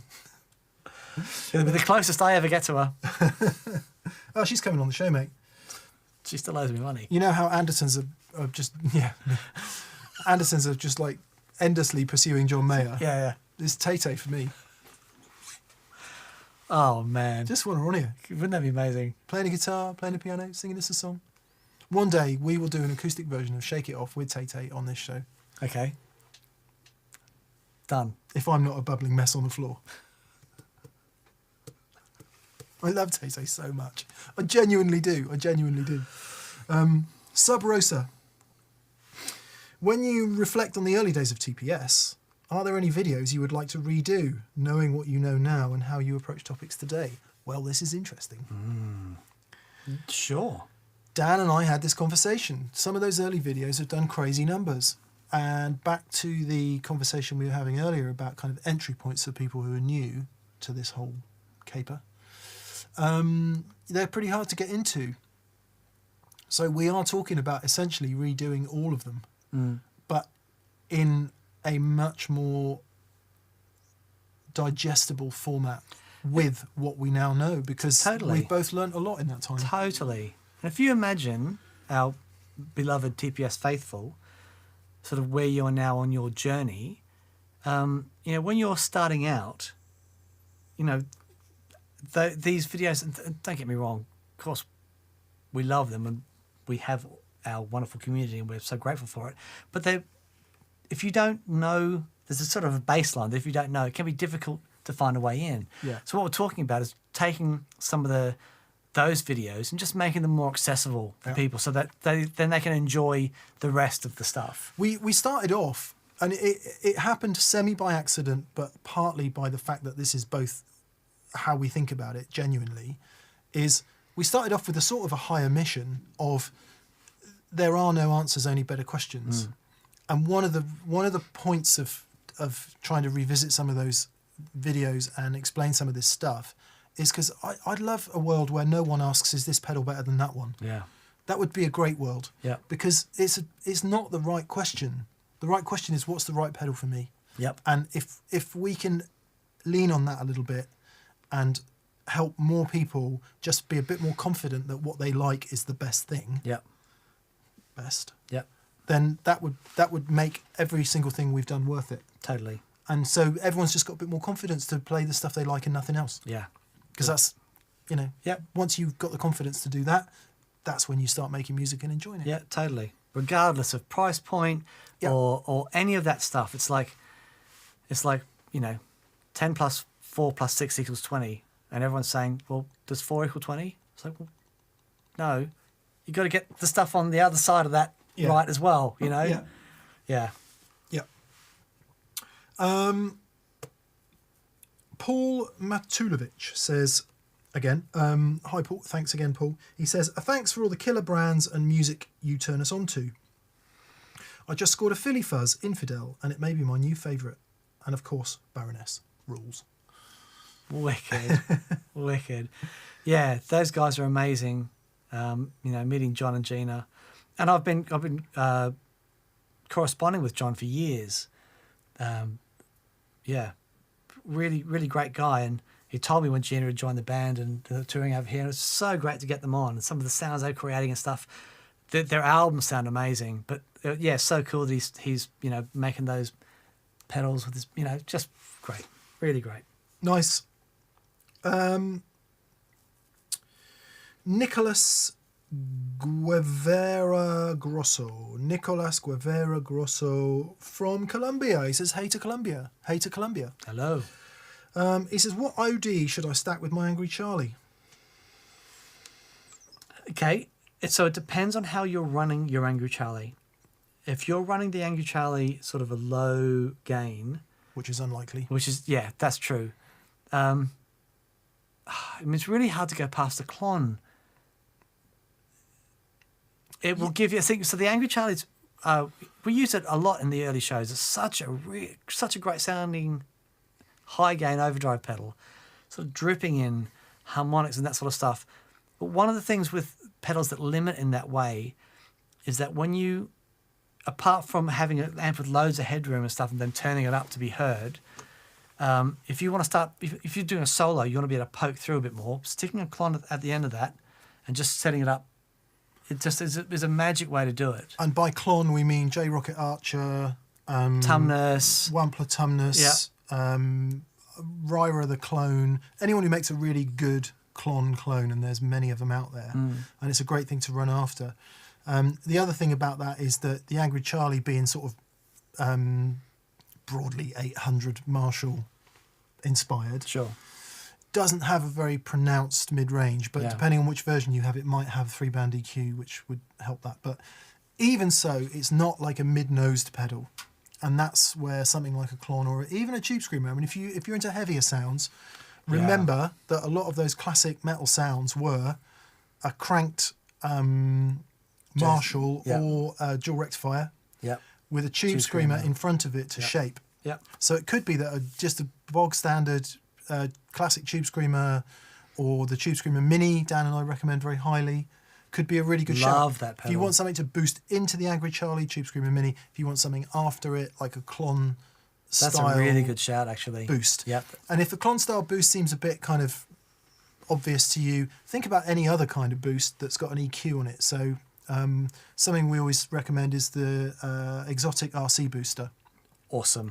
With bass and treble EQ, so you can really shape what it is you want to do. It's got a nice overdrive in it too, actually. Really good. If you get the Scott Henderson version with the extra switch. So yeah, any of those. What we wouldn't do is go for something crazy gainy. Yeah, because if you just stack loads more gain with the Angry Charlie, too compressed, and you got mush. Yeah. Charlie Sylvester says, "Hey guys, just wanted to say how much I love the channel and the store. The packaging when ordering from the store is just phenomenal and makes every purchase special. A pedal will be ordered soon. Thank you, Charlie. I really appreciate that. Thank you so much. We must say a massive thanks to Catherine for being so fastidiously brilliant with that Pedal Show store. We are having a bit of an issue with the EU at the moment. Please bear with us. We are trying to find a solution for that works. Bloody hell. It's an administrative nightmare at the moment, and we're hoping there'll be some kind of solution. But the fact is, stuff into Europe is going to get really expensive for a little while until we can find a solution that works. Yeah, doing what we can. For those of you not in the business of selling things across borders, it is so phenomenally complicated, it is borderline not worth doing, which is really annoying. Really annoying. Because we're losing money. Anyway. Realm of Melino. Realm of Melino. Is that a film quote or something? No idea. Melino. Says, how do I ground my Les Paul without soldering to the bridge post? Is there another way? Also, would you buy an SG? Please describe your perfect SG. Okay. Well, you need to make contact with the strings. So on the Les Paul, you've got...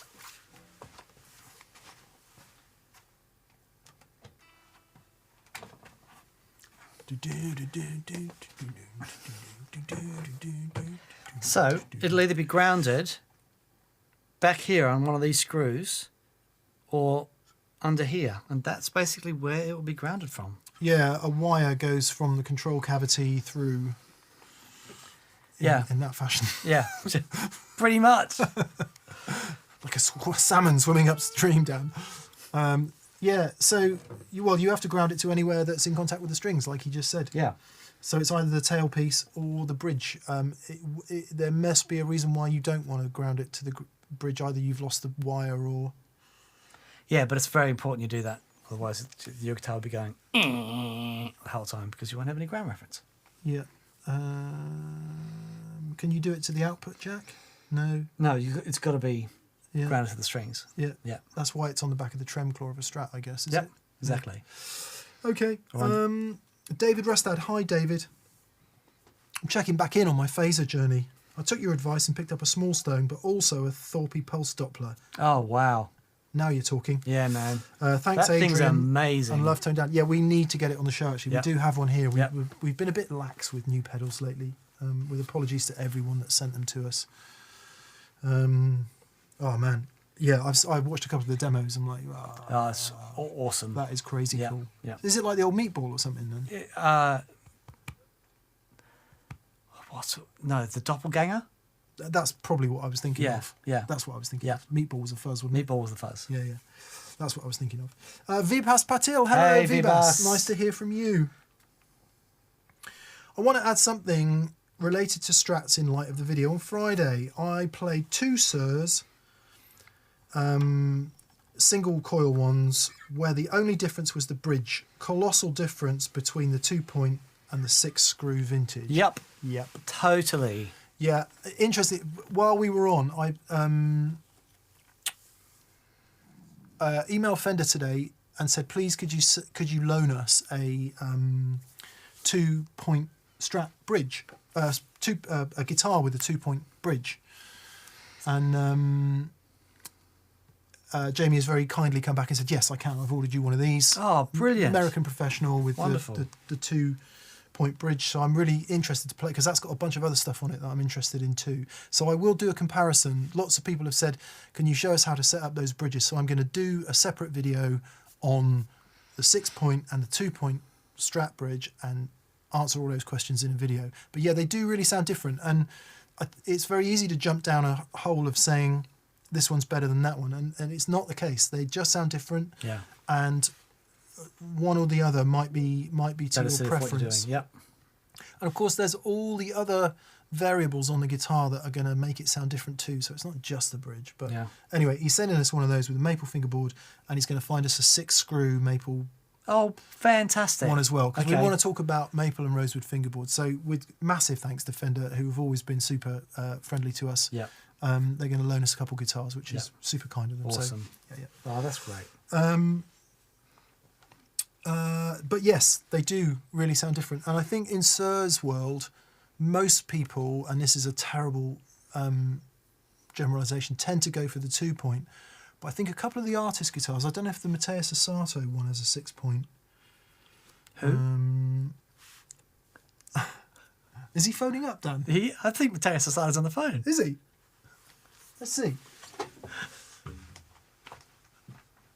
Hello? Oh, wait a minute! It's Mateus Asato here! How you doing, Danny? Hey, Mateus, it's really... Thanks for calling in, mate.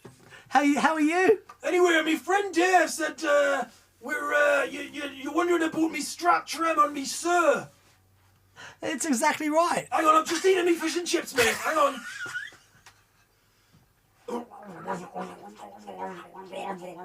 I love a fish and chips, me. Yeah, man, I much prefer the 6-screw bridge, man. Much prefer it, like. Anyway, tally ho, this fish isn't going to eat itself, you know. Bloody hell. You missed him. He just called in. No, I just went out for a pee and... Was that really Mateus Asato? Surely not.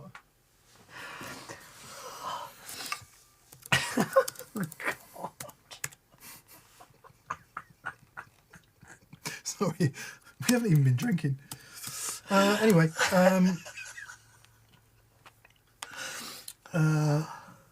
Bazooki Man says the Pistols were a boy band, Dan. They were a boy band. Yeah. Boy. Okay. Right. Focusing. Yeah. The Mateus Asato Custom S. No, has a 2-point. Somebody's I saw, one of the signature guitars has got a 6-1. Right. But yeah, anyway, we've probably said enough about that.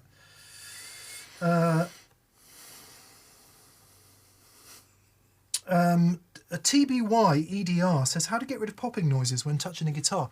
This is a question that's come up a bit recently. It's been very dry. The climate's been very dry here. Yeah. Simon has had terrible trouble with his new 54 Gold Top, to the point where he can't play it when it's dry, and we cannot solve it. The solve is, if you buy, in your neck of the woods, wherever you're from, TBY, and this is not a joke, I promise you, sheets that you put in the tumble dryer, Yeah. or that some people put in the tumble dryer. In the UK, they were branded as Bounce, and I don't know what that might translate to in other parts of the world. Rub the pickguard and indeed the guitar with the tumble dryer sheet. That will improve the static problem, if indeed it is a static problem. And if it's sort of irregular pops, it probably is static. if you're in a very dry place. Yeah, and so like we have at work, we've got humidifiers to keep everything at an even humidity, because if it does get too dry and you start creating static charges, it's an issue. So yeah, if you're in a studio or whatever and you're getting those popping noises, a little humidifier can sort all that out as well. Yep. Just seeing if anyone could. Yeah, I think the.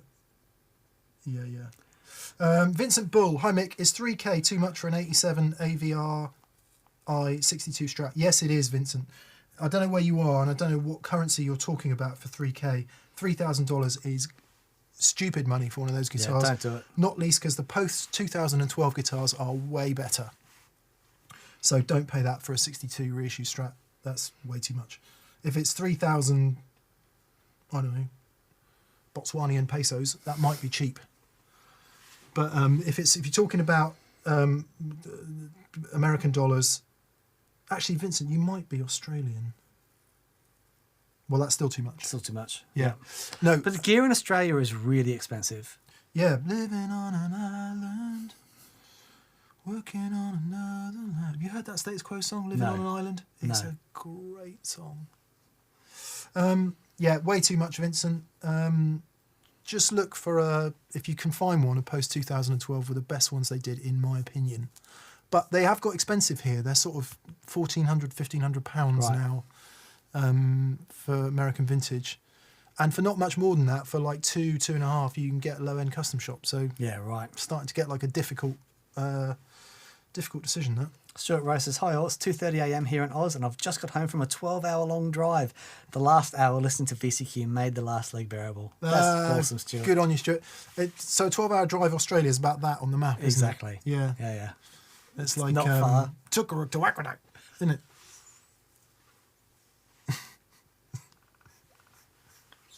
Oh, mate. Got me right, Tukaruk on the Tukaruk.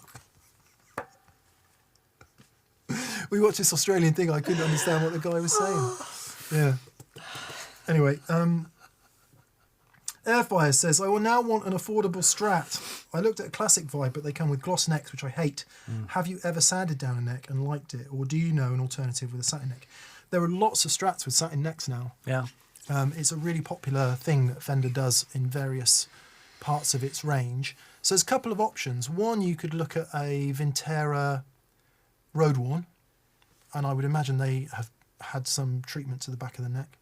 There's always the Road Worn series, which was an affordable relic. Mm-hmm. You might be able to find one used. But a lot of new Strats come with satin necks. Have we ever sanded down a neck? Yeah, you never want to sand down a neck, really, because it will fundamentally change the sound of the guitar. But what you can do is definitely satin it up a bit. Yeah. And by using a combination of very light sandpaper, steel wool, but just bear in mind that you are potentially wrecking the guitar and destroying its resale value. So tread with caution there. Yeah, totally. I've done it to on Blue. In fact, I infrequently go over the back of the neck with a bit of 4.0 steel wool, just to because it's a modern nitrocellulose lacquer which hasn't aged as well as I would like it to have done. Right. And that's just satined it off Yeah. a little bit, not a Yeah. huge amount. Yeah. I mean, it's still shiny, but so yeah, you can. But yeah, check on Fender's website. Guitars that come with satin necks. Thailand or Thailand Big. Mick, please don't be a perfectionist. I overcome mental musical obstacles thanks to you. Don't forget how many people you inspire. Well, that's a very kind thing to say. Thank you, Thailand. And I shall... Do you know what? Shocking admission time, Dan. And I don't know if this is maybe too much for VCQ. I've come to the conclusion recently that I have answered pretty much all the questions I have about guitar. Okay. And what I've come to the conclusion is that it is an old Strat. Yeah. And probably a Dumble or my 2-Rock. And a bunch of utter unobtainium. Sure. And I think those are the answers. Right. So that's cool. What I think would be useful for me to do now, without being too grandiose about it, is be more serious about answering your questions. Right. And turn my attentions to that, because I definitely felt like I've hit a crossroads of discovery. Okay. I'm not saying there isn't more to discover. There totally is. Of course there is. There's always things to discover. But I'm in no doubt now about where my sort of tonal zenith is. Sure. Yeah. I'm kind of there. Yeah. I've been lucky enough to experience enough stuff. So our job, or at least, I mean, you're still on the path of writing and recording music and doing all of that. I think a useful thing for me to do now would be to listen more to you lot. Instead of trying to go, hey, this is what I know, or this is, we're trying to tell you something. It's like, no, let's be more interactive about it. And I've been thinking about some ideas for shows that could help that along. Okay. So all of which is to say, Taylan, thank you for being kind and saying that. And I hear you. Oh, this is interesting. Fat Panda Cat 1979 says, our money keeps the channel independent. The alternative is adverts and product placement. Thank you. It Thank is. you so much. Unfortunately, it is. Yep. Appreciate that, mate. That's great. Yes, unfortunately, it is. I'd dearly love to turn the YouTube ads off, but we can't afford to do that either. No. The Texan Tyler. Greetings from Grapevine, Texas, where we hit a sweltering 98 degrees Fahrenheit. Wow. I wanted to show some appreciation for the good content and to ask when we might see some love for Firebirds.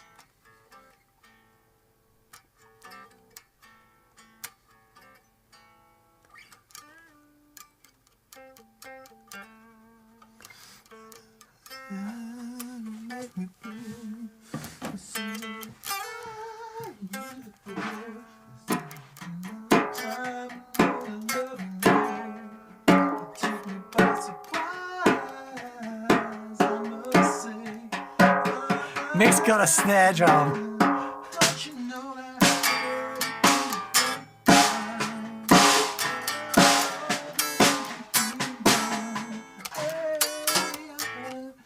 Sorry about that. As always, snare drum, loudest thing in the room. Grapevine, Texas. Thank you, Texan Tyler. Firebirds, we'd have to buy one. Yeah. Or borrow some. Just get Dave in again.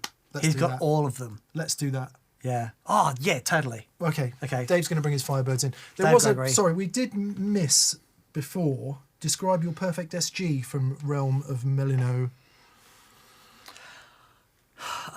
Derek Truck's signature model, I thought was spectacular.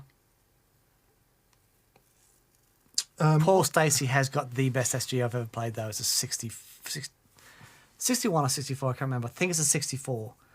And he can get everything. So that's like stunning cleans, rock. Oh, George man. Harrison Spec 64, is it? No idea. Is it standard? Well, just a, yeah. Is it like the red colour with a Yeah, wang cherry, bar? no wang bar. Oh, okay. Yeah. So 64, yeah. Right. Yeah. It just, every time I hit that guitar into his super reverb, wow. Yeah. Either Inverness Green or Pelham Blue, as long as the Inverness Green has got the nitro top coat and it's gone blue, so it looks like Pelham Blue. Relict, 61 spec. And I'm really torn on with the wang bar, it looks right with the big metal plate that goes all the way back. That thing. Yeah, but the plate that comes all the way back Yeah, here. yeah. But the bar goes up and down. Well, there's two different ones. There's the Maestro one, the Vibrola, Yeah. which is that. But the big metal plate goes that way. And you see the arm was always folded back because no one can ever use it. But it does sound epic. Yeah, I played one at Anderson's, a 64 spec one, which was it was perfect in every way except the flipping huge, great, hefting, great nut that comes out to hold the bar on is in the way of the volume and tone controls. Yeah. I can't live with that. No. Yeah, we'll have an SG one day. Average Aardvark has just tuned in. Man, where you been? Nothing average about an aardvark as far as I'm concerned. Not at all. Any animal that starts with a double A. I can't think of another, can you? Come on, mate. I'll set them up, you knock them down.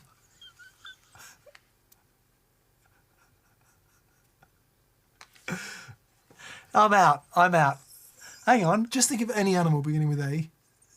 and orang. We're not even on drugs or alcohol. Oh. Let's try alligator, shall we? Alligator. There we go. Oh. Shall I book the stand-up tour, Dan? Quality entertainment. Greetings from Garland, Texas, says Richard Avila.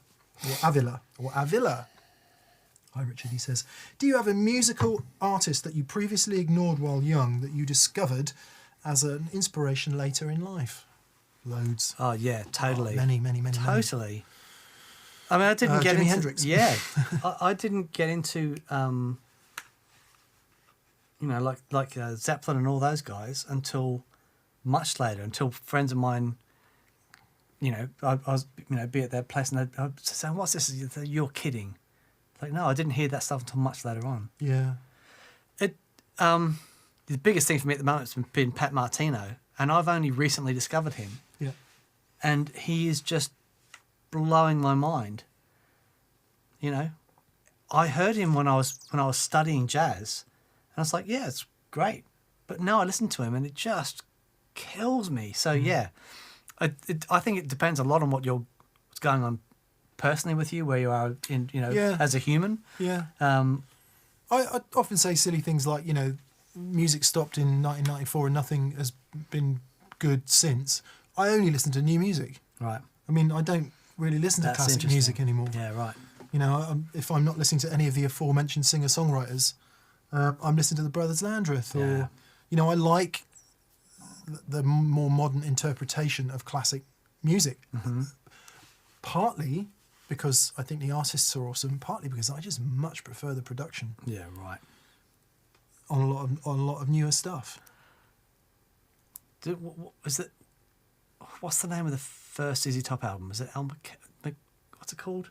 I don't know what the first one... I think the first one might have just been called ZZ Top. What's the one that you had playing on the record player? Tres Hombres. Tres Hombres, right. And that was... That sounds pretty cool. Oh, man. Yeah. Okay, sorry. Yeah. Loads of them. We're always rediscovering, aren't we? Totally. Always rediscovering. Totally. S. Crawford Music. Loved the show on Friday. I learned a bunch.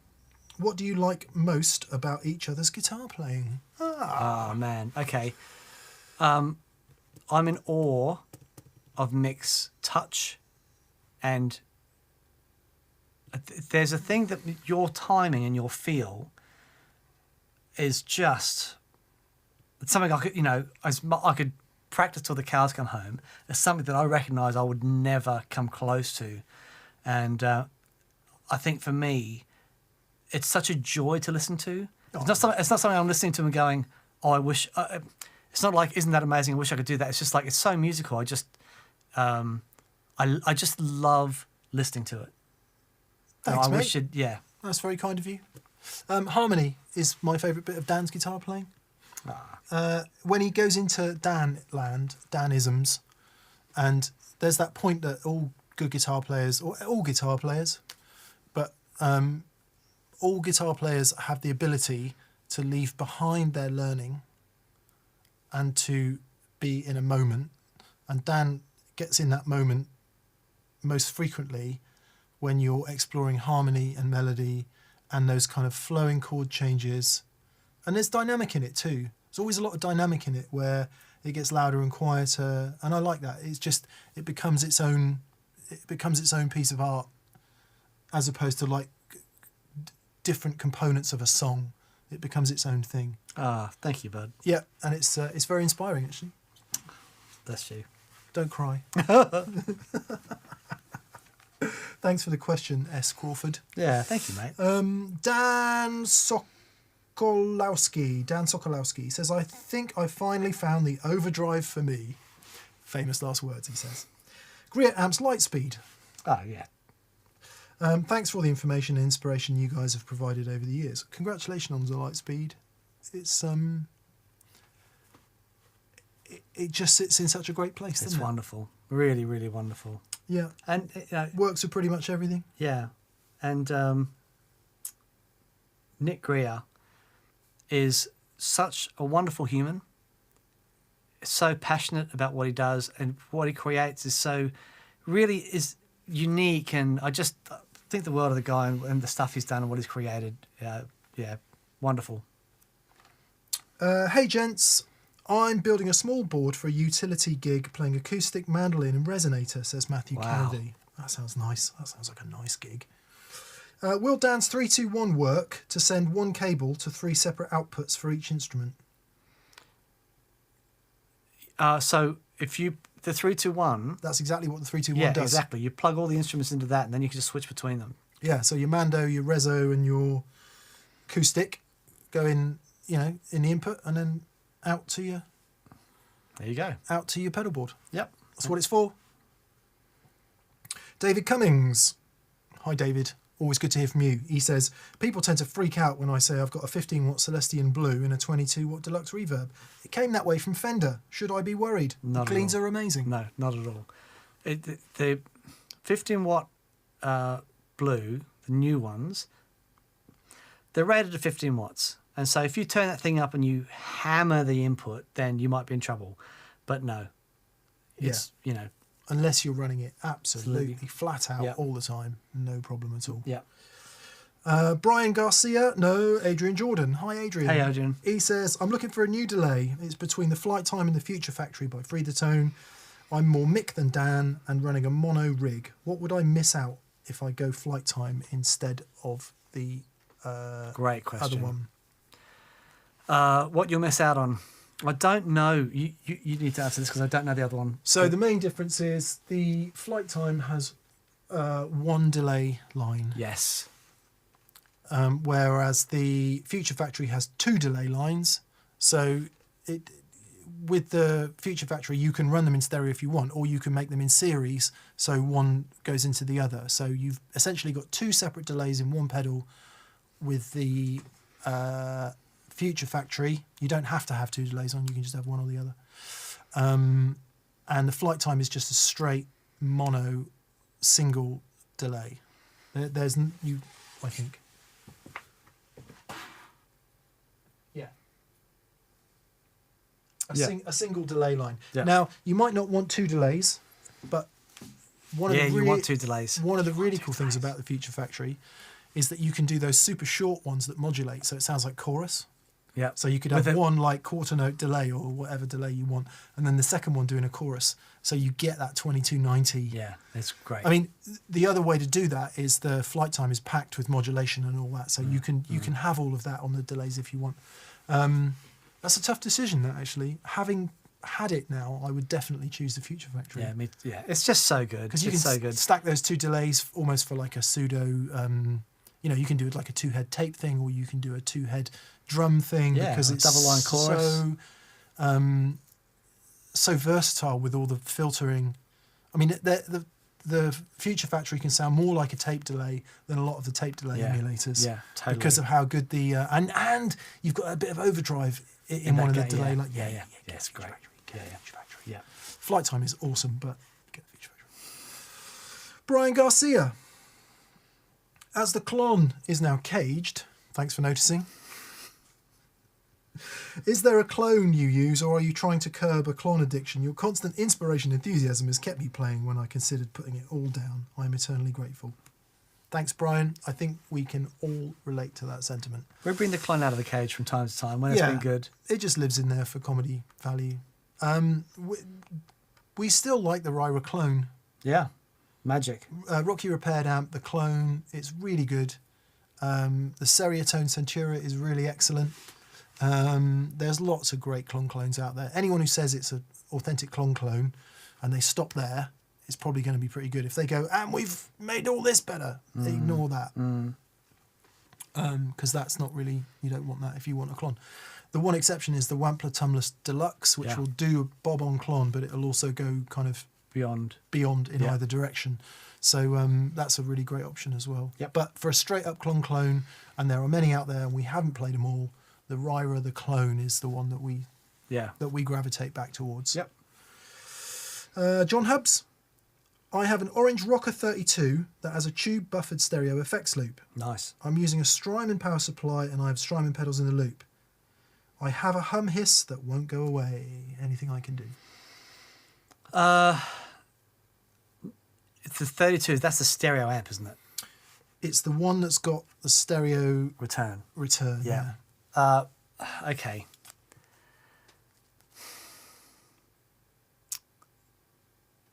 The tricky thing is, you've got 2 power amps. So you're basically getting the noise floor, double the noise floor of a normal amplifier. What I would do is take the pedals out of the loop. Just disconnect everything from the loop and see if that hiss is still there.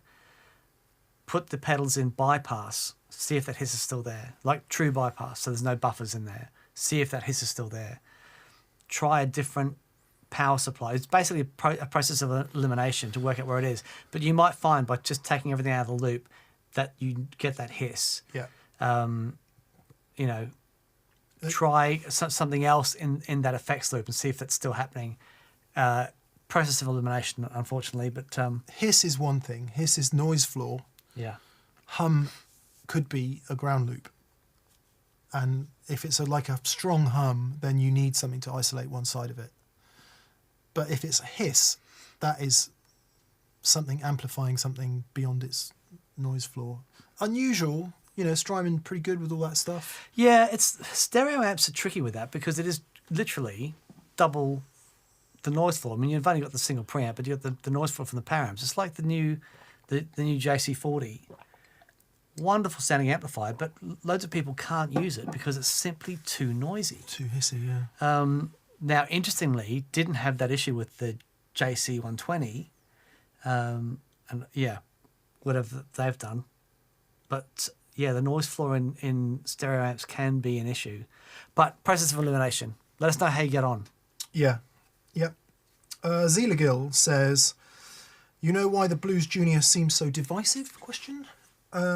So many people love it, so many people hate it. It's its boxiness. Yeah. Yeah, no real arguments here.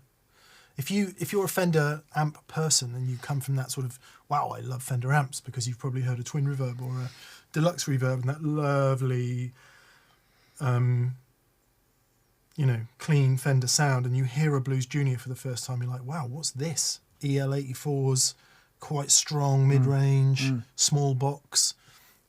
In many ways, it's got more in common with a Tweedy type thing. Yeah. And believe it or not, there are loads of people who don't realise that Fender Tweed amps exist. Sure. So yeah, could be that. There is a boxiness that small amps have that you have to learn to love if you're coming from the opposite direction. Sure. I am learning to love it the Right. older I get. It just records so well. They do, and they sit in the mixer so beautifully. Paul Matulovic, again, thank you, Paul. He says, have you guys had any experience with VS Audio? I stumbled upon them through a Cornerstone live stream, and I'm loving their stuff. Think Dan would really dig the Alchemy chorus for the rack type tone from one top-end chaser to the next. Top-end chaser, Dan. Ever thought of yourself as a top-end chaser? Didn't VS Audio send us a load of stuff? I don't know. I think they may have done, and we've just been a bit slow at getting to it. I think it's funny, isn't it? Loads of people send us stuff, as I said earlier, a bit apologetic about not getting it to. People probably assume that me and Dan spend all day playing pedals. Unfortunately, it's not the case. Oh yeah, the Royal Flush. That's what Chris Buck uses, isn't it? Didn't Chris Buck have a VS Audio pedal? Show me. I can't. It's not my phone. No, I think the internet's probably gone down. Okay. We shall investigate. We shall investigate. Yes. Yeah. Great. Stephen Fine says, I love the long form videos, even as a noob. Thank you, Stephen. Oh, that's awesome, mate. Thank you. We know that lots of people do. Yeah. Oh, we don't want to lose that. Don't get me wrong. I think the long form stuff, it wasn't ever planned. It just happened. We just kept going. The videos got longer and longer and longer. And it's much easier than short form stuff. and it was just, we couldn't believe there was an appetite for us just going on about stuff. And yet it's, we've got all these people that love it. It's like, we don't want to, not produce those sorts of things, but all we want to do is be able to be more inclusive. Yeah. It's not. We don't. This is not an exclusive thing. You know. Yeah. It's something for Well, everyone to to enjoy, and not us. I'm talking music and great tone. So it's just about bringing more people into the fold. yeah, making more people feel welcome. Yeah. David Rustad says, Mick, if you're exploring Logic, read the graphic novel Logic Comics about Russell and Wittgenstein and that romantic era of positivism and its end. I shall put it on the list, David. The reason I'm reading about Logic is because I want to study a bit more philosophy, and I have some thoughts about a few things, and I need to get some of my base level stuff covered. I'm not really enjoying what I'm reading about Logic, if I'm honest. What it is, when I talk about philosophy, people say, oh, you should read about Stoicism. And I've read a couple of books on Stoicism now, and again, it doesn't work for me either. It's too reductive. So and in Stoicism, they talk a lot about logic, so I'm down a logic rabbit hole. Anyway, wow, that's too much information. Interestingly, the Americans say Stoicism. Stoic. Yeah, which may be the correct pronunciation. I didn't know. Did you know Marcus Aurelius wrote the classic Stoicism book? I did not know that. Yeah, true. I did not know who Marcus Aurelius is. A famous Roman emperor. What, going back that far? I think so. Oh my goodness. Was he an emperor or was he Marcus just a general? Aurelius? Yeah. Marcus Aurelius is a famous Roman emperor. Yeah, him. Yeah, wow. Yeah. Not Marcus Reeves. He builds awesome fuzz pedals. Yes, May well indeed be well versed in Stoicism, but He needs to do a Marcus Aurelius fuzz. yeah, the Marcus Reeves Zilius fuzz. If you're on Marcus, hello. I did get your text, by the way. Along with all the other apologies today, I'm sorry I'm not getting back to people as quickly as I should be. Jason Carapazzi. Hey, Jason. Hey, Jason. He says, D&M, what are the chances we get a reverse on the Friday Strat show? Dan going on about tellies. I'm leaning towards getting a blonde Jimmy Page telly, but curious about the differences from that era. We'll do it. We'll discuss a way to do it. Get all the tellies in and just go through it. It's we don't have the same questions about tellies as we do about strats. Certainly for me, strats were a real mystery, and that the Friday show really opened my eyes to a lot of that stuff. But we can certainly do. There is some really interesting things to go on about tellies. I think it'd be fascinating to talk about rosewood and maple boards, all that stuff, alder and ash bodies, yeah. brass and We'll get a list of the really interesting things. Yep, great. Mike F09 says, greetings from Scranton, Pennsylvania. I'm using my Wetter box as a parallel mixer with my delay. What would unity gain be for the dry signal on the gain knob? Oh, it's about 2 o'clock. There you go. I ain't saying nothing. But you just, Not saying if you just turn the knob over to A, not saying anything. and then just bypass it until you find that unity, it should be about 2 o'clock.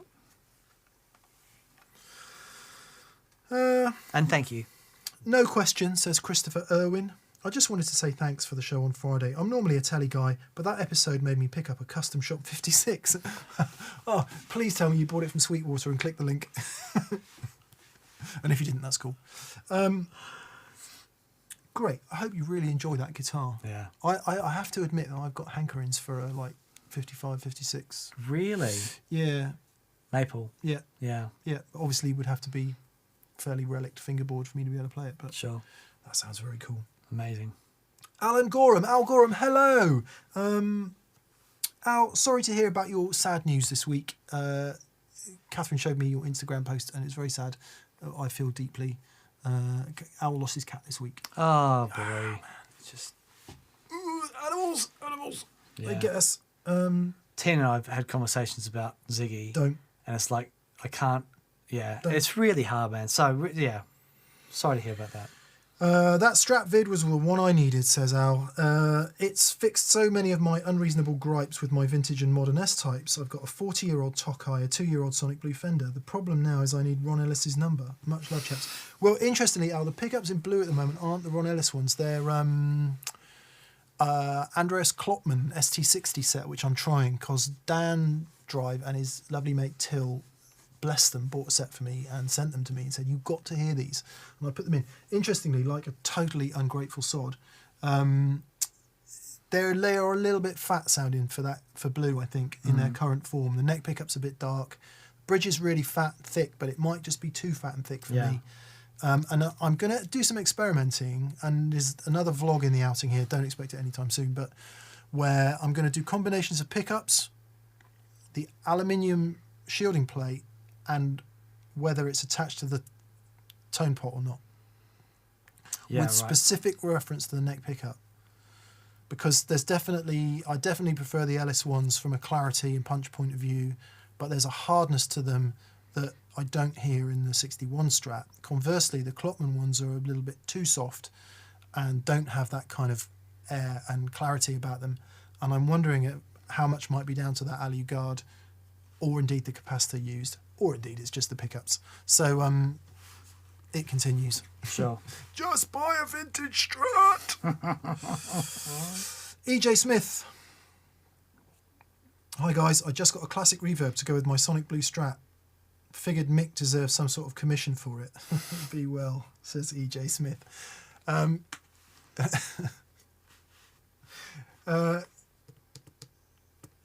Good. I hope you love it. And buying 2-Rock stuff is a good thing. Those people are really awesome people. Yeah, really totally. Excellent humans. So yeah, good on you. Hope you love it. Adam Lockett. Hi, I've got a Blackstar HT20 combo and I'm looking at a speaker replacement.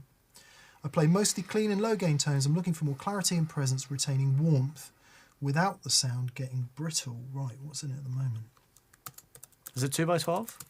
No, I think the HT20 is a 112 combo. Creamback. HT20 Studio 1x12 combo. Andertons.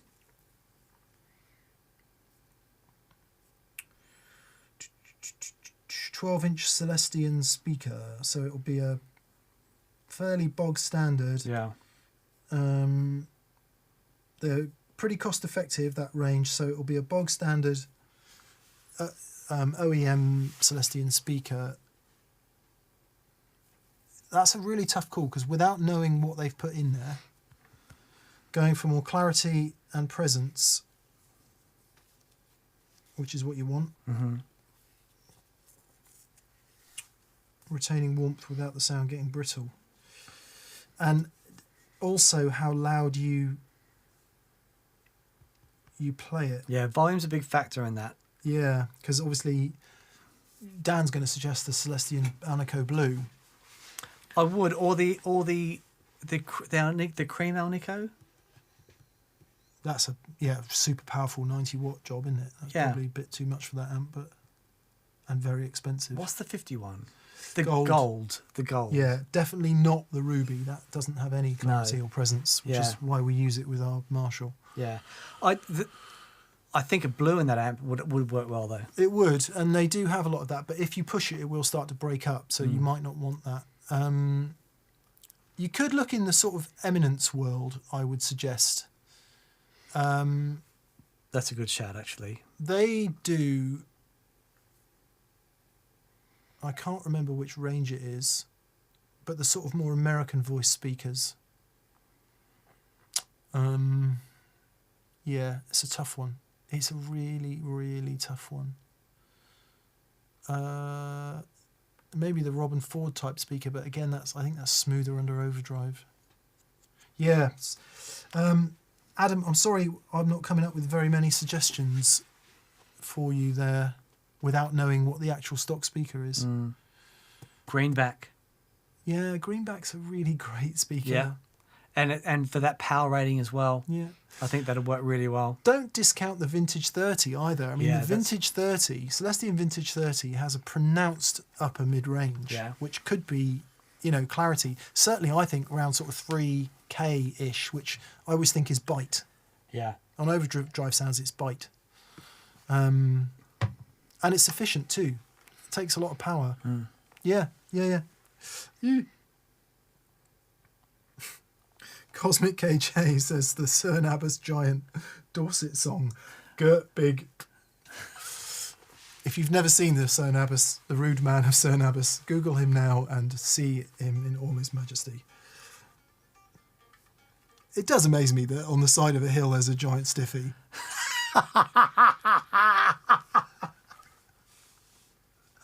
It's just there. Yeah. And all the 5-year-olds are going, Daddy, what's that? Never you mind. It's his club, James. Connor Larkin says, greetings, gents.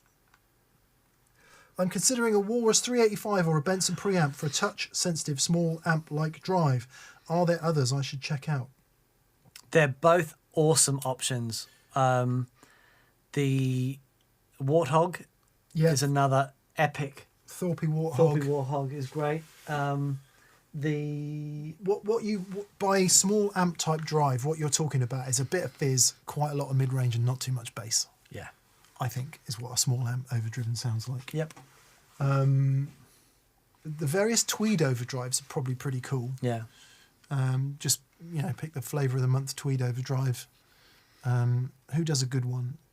Crazy Tube Circuits do a really good one. Yes. And there's another one that's called Tweed something. Your mates. Yes. North Pedals. North Pedals do a really, really great one. Dan Drive does a fantastic one, but he's got a bit of a waiting list. I would say you'd be... The Benson preamp probably wouldn't be my first choice for a small overdrive type amp. No, I think I do think the Hudson Broadcast. There you go. Hudson Broadcast. Yep. Yeah, but the Walrus Audio that is a killer. Yeah, I'm not choice sure. for that. I probably wouldn't look past the 385. Yep. Connor McCabe, hello Connor. He says, well, I'm running Wet Dry Wet, blowing minds. Yeah, baby. I want to add the Enzo by Meris. Mm-hmm. Do I go mono before my GFI synesthesia or stereo after? I want to take advantage of the Enzo in stereo, but mod before synth may mean problems. No, try. Would you? I mean, you just have to try it both ways. But I think you'll be stunned at how good that sounds mod before synth. It's really, really cool. You could try just on that line having mod on just one side of the Enzo. Just give it a go. But the Enzo in stereo, just man, so cool. Their stuff is so good. It really is. Yeah. Greg B says, I've got record suggestions. Dan, you've got to listen to Midlife Phase. Okay. Midlife Phase. All right. Nick, Steve Earle, Ghosts of West Virginia. If you get time, please check them out. I listen to a lot of Steve Earle, and that is an album I'm not familiar with. So, what was mine? Phase. Midlife. Midlife Phase. Okay. Midlife Phase. It's kind of what we're both going through it now. Yep. And I'm definitely end of midlife phase, heading towards the golden years. The slower years. I was having a conversation with my friend Graham yesterday, who is thinking about retiring in the next couple of years. He's a bit older than me and Dan, and has worked with his hands hard all his life, and he's ready to stop. Right. And he might be in a financial position where he can. And it's like, yeah, but we got all this flipping time between, well, hopefully, touch wood. Yeah. All this time between stopping work and conking out. That what are you going to do? Yeah. I can't sit down for that long. Man, I couldn't imagine not. I just love what I do so much. I couldn't imagine not doing it. Yeah, I could definitely do it like 2 days a week. Sit down for the other 3 days. Great. Well, the other 5, to be honest. Well, but no, the other 3 days. The other one's the weekend. Since we got the dog, we've started to have weekends. Yeah, right. It's totally bonkers. Yeah, it's great. I wake up early on a Saturday morning, I'm like, well, what shall I do today then? And then there's usually some gardening. Sure. Yeah. I want a Strat. No, a Telly. A Strat. Definitely a Telly, says KJ Photo. TPS releases the Strat video. Cheers from the Big Apple. The good news, KJ Photo, is that you can buy a very cost-effective Telly and Strat. Some of those Squire Classic vibes. For whatever they are. Yeah. I mean, I get that it's still an outlay and it still could be considered a lot of money. But blimey, O'Reilly, value for money. Yeah. TBYEDR again says, "Hi guys, much love from Munich." Ah, that's where you're from. We were going to go to Munich, weren't we? Yeah. With the Alberton guys. Ableton. Yeah. Alberton is the north of England version of it. Okay. Flat cap and a Jack Russell. Ableton software. Alberton is...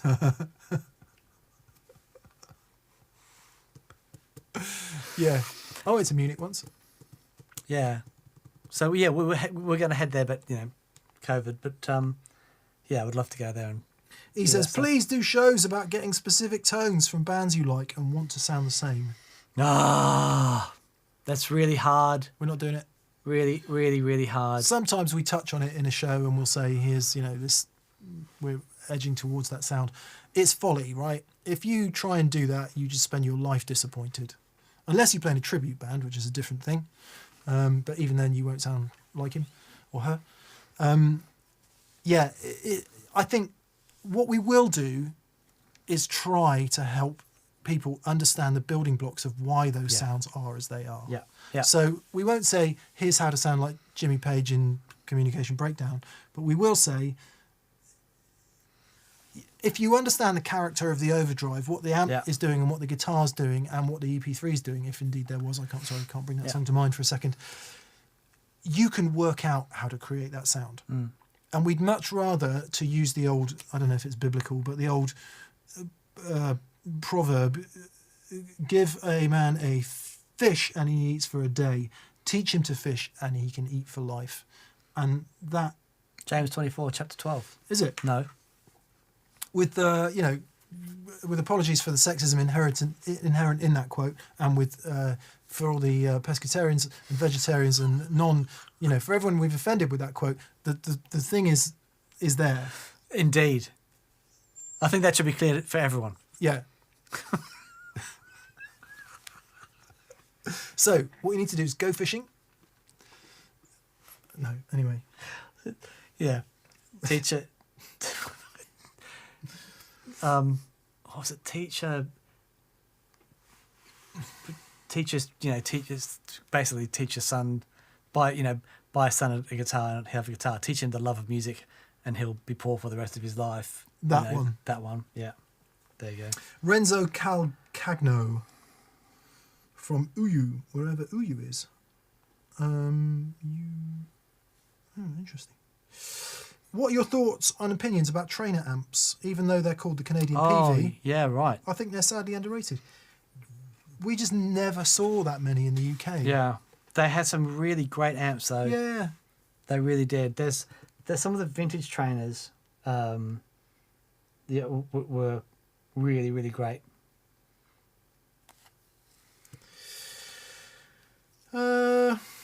Brexit versus components, says David Braniff. Please don't. We promise there's nothing political in this. It's simply that import laws into the EU have been tough, and therefore sourcing, and it's not just about Brexit, actually, it was a lot to do with COVID as well. Components at the moment, for anyone that's in manufacturing, like trying to get we've been trying to buy some regulators this week. Yeah. And regulate. It was a clear black night. Warren G, for all of you G-rock fans out there. So basically, a roll of regulators is going for 40 times what it was. 40 times? 40 times what it was. My builder mate was telling me yesterday that plastic goods, any formed plastic goods such as guttering, piping, 95% up. Yeah, it's criminal. And what seems to be happening is that they are holding off on manufacturing until the price is driven so high that they can justify doubling prices of everything when everything comes back in. I don't know. It's well, it's a supply issue, isn't it? Yeah. For those of you interested in Keynesian economics, we have two curves, a supply curve and a demand curve, and when the supply curve dries up, the price goes up, back up the demand curve. Ish, kind of. Yeah, so what David wants to know is he wants a broadcast, Hudson broadcast, and what I'm reading between the lines is they're back-ordered because of components. Yeah. For his Ret Dry wig, TM, they've been delayed too often. I'm losing hope. Is a quality clone the answer? So the broadcast is really interesting, right? It's a transistor. It's as much like a preamp channel strip, Sure. Yeah. kind of. In that vein. I do believe it has a transformer in it, does it? Or am I getting that wrong? I'm not sure. Anyway, so what you want is a broadcasty type thing. So a clean to fuzzy type, overdrivey, preampy type thing. To do that, what do we like in that world, Dan? Okay, I tell you, because I've just been playing something that has blown my mind in that world. I think the Benson preamp's pretty good. The Benson preamp is really great, but let me tell you what I've been playing with recently, which is really good. Oh, where is it? What else do we like? You might get some joy looking at something like, I think Way Huge are about to reintroduce the Red Llama, and that uses a weird long IC with no. It's not like a normal op amp and clipping diodes affair. That can sound pretty gritty, for want of a better word. What else have we got here? Check out, see how backordered Marcus Reeves is on some of his stuff. Right. Oh, hang on. Oh, come on. There's a great shop in the UK called Joe's Pedals. Oh yeah. And he sent me to try out. Let me see. There it is. It's called the Mustang Overdrive. And it's basically, I'm going to show you a picture of this thing. The artwork is just beautiful. And it's basically, it's like a channel strip overdrive. And it sounds phenomenal. What's it called? The Mustang Overdrive from Lauren Audio. The Mustang from Lauren Audio. Yeah. Lauren Yeah. Audio. Okay, JHS Wicked. Colorbox. Yeah, that's And really good. on a similar vein, the Electro-Harmonix Crayon, which is not the same thing, but it is pretty cool. That actually is really, really cool. It's a bit more fiddly than the old broadcast, but it will definitely get you in that territory. Yeah. I was going to say something interesting then. Yeah. Nothing interesting in there, mate. Nothing interesting in there whatsoever. Just nothing. Just nothing. Wonder what people are saying in the comments.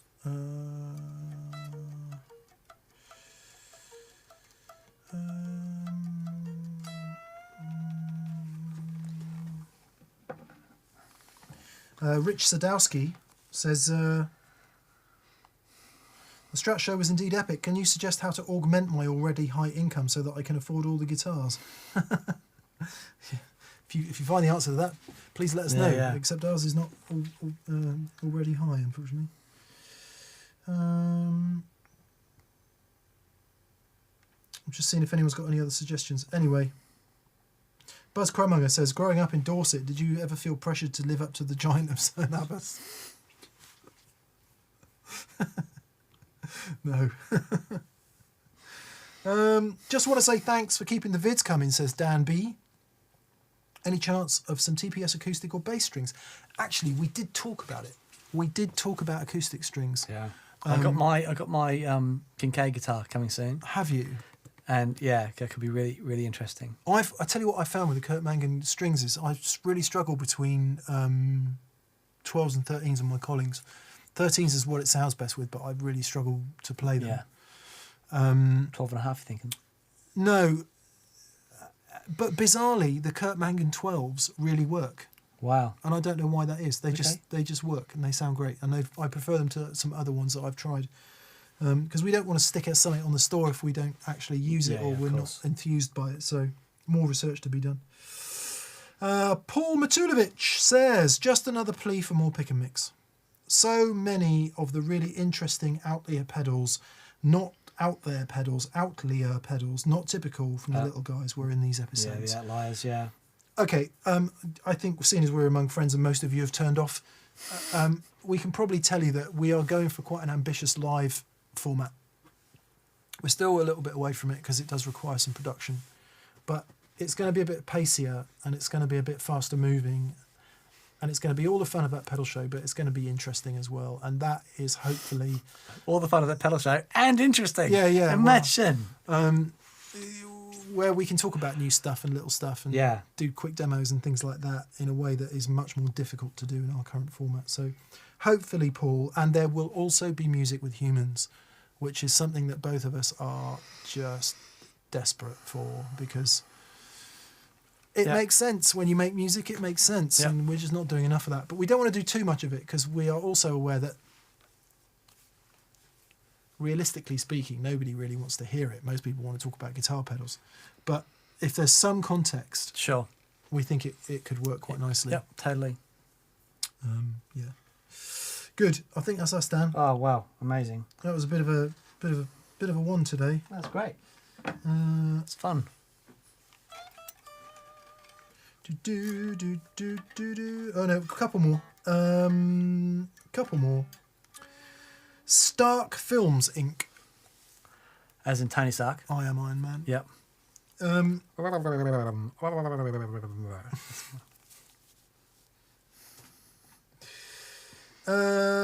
Films Inc. says, "Hi guys, apologies if I've been completely out of the loop. I saw the Soldano on the amp shelf there for a bit, but I don't think we ever heard it in a video." We did. We did, yeah, we used it. It's great. Around that time, I didn't like it very much. I thought the gain tones in it were really great. Yeah, just not a sound that I would ever use. And it felt, I really want to hear the 100. Sure. Yeah. Feel. Don't get me wrong, didn't sound, like Dan said, the gain tones were awesome, and the clean sounds were clean. But yeah, not my thing at all. Sure. So, which is why we don't have it anymore.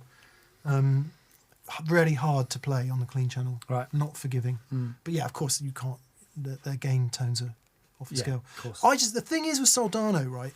I don't remember it being because all the demos that I saw of it were high gain Herberts chugging on it. And it's like, no, that wasn't what Soldano was. Soldano was a modified Marshall used by Eric Clapton and Mark Knopfler and a bunch of those guys. Right. And a few others. And Warren Haynes. And a few others. And I don't remember it being this kind of... It just wasn't that. No. Because that didn't exist then, for a start. Kerry King wasn't using a Soldano, was he?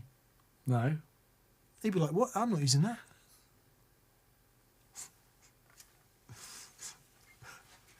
Is your phone ringing, Dan? No. Are you sure? Oh, sorry. Yeah, it is. Is it? My phone's ringing. Is it ringing? Who is it? Hang on, I just need to go for a wee. Okay. Hello. Away, man, that done. Hey, bud. It's Kerry King here. Mick said I was using a Soldano amp. Well, I tell you I wasn't. I was using a Marshall. David said nothing about Slayer, man. Otherwise I'll come down there and riff you right between the eyes. Understand? I got it, Kerry. Look, thanks for clearing that up. Man in blood. Hang on. Just have me fish and chips. Anyway, tell that Mick when I see him, stick me BC Rich right where the sun don't shine. Anyway.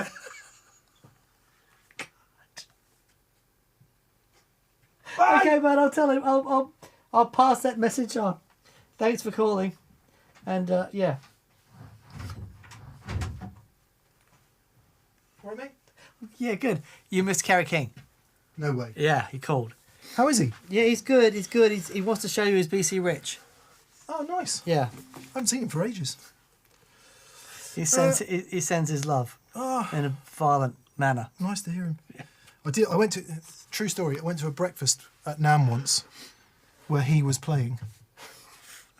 What, while you were at the buffet? A Marshall breakfast at NAMM while Kerry King was playing. Wow. But it doesn't get any more metal than that, does it? What are you having?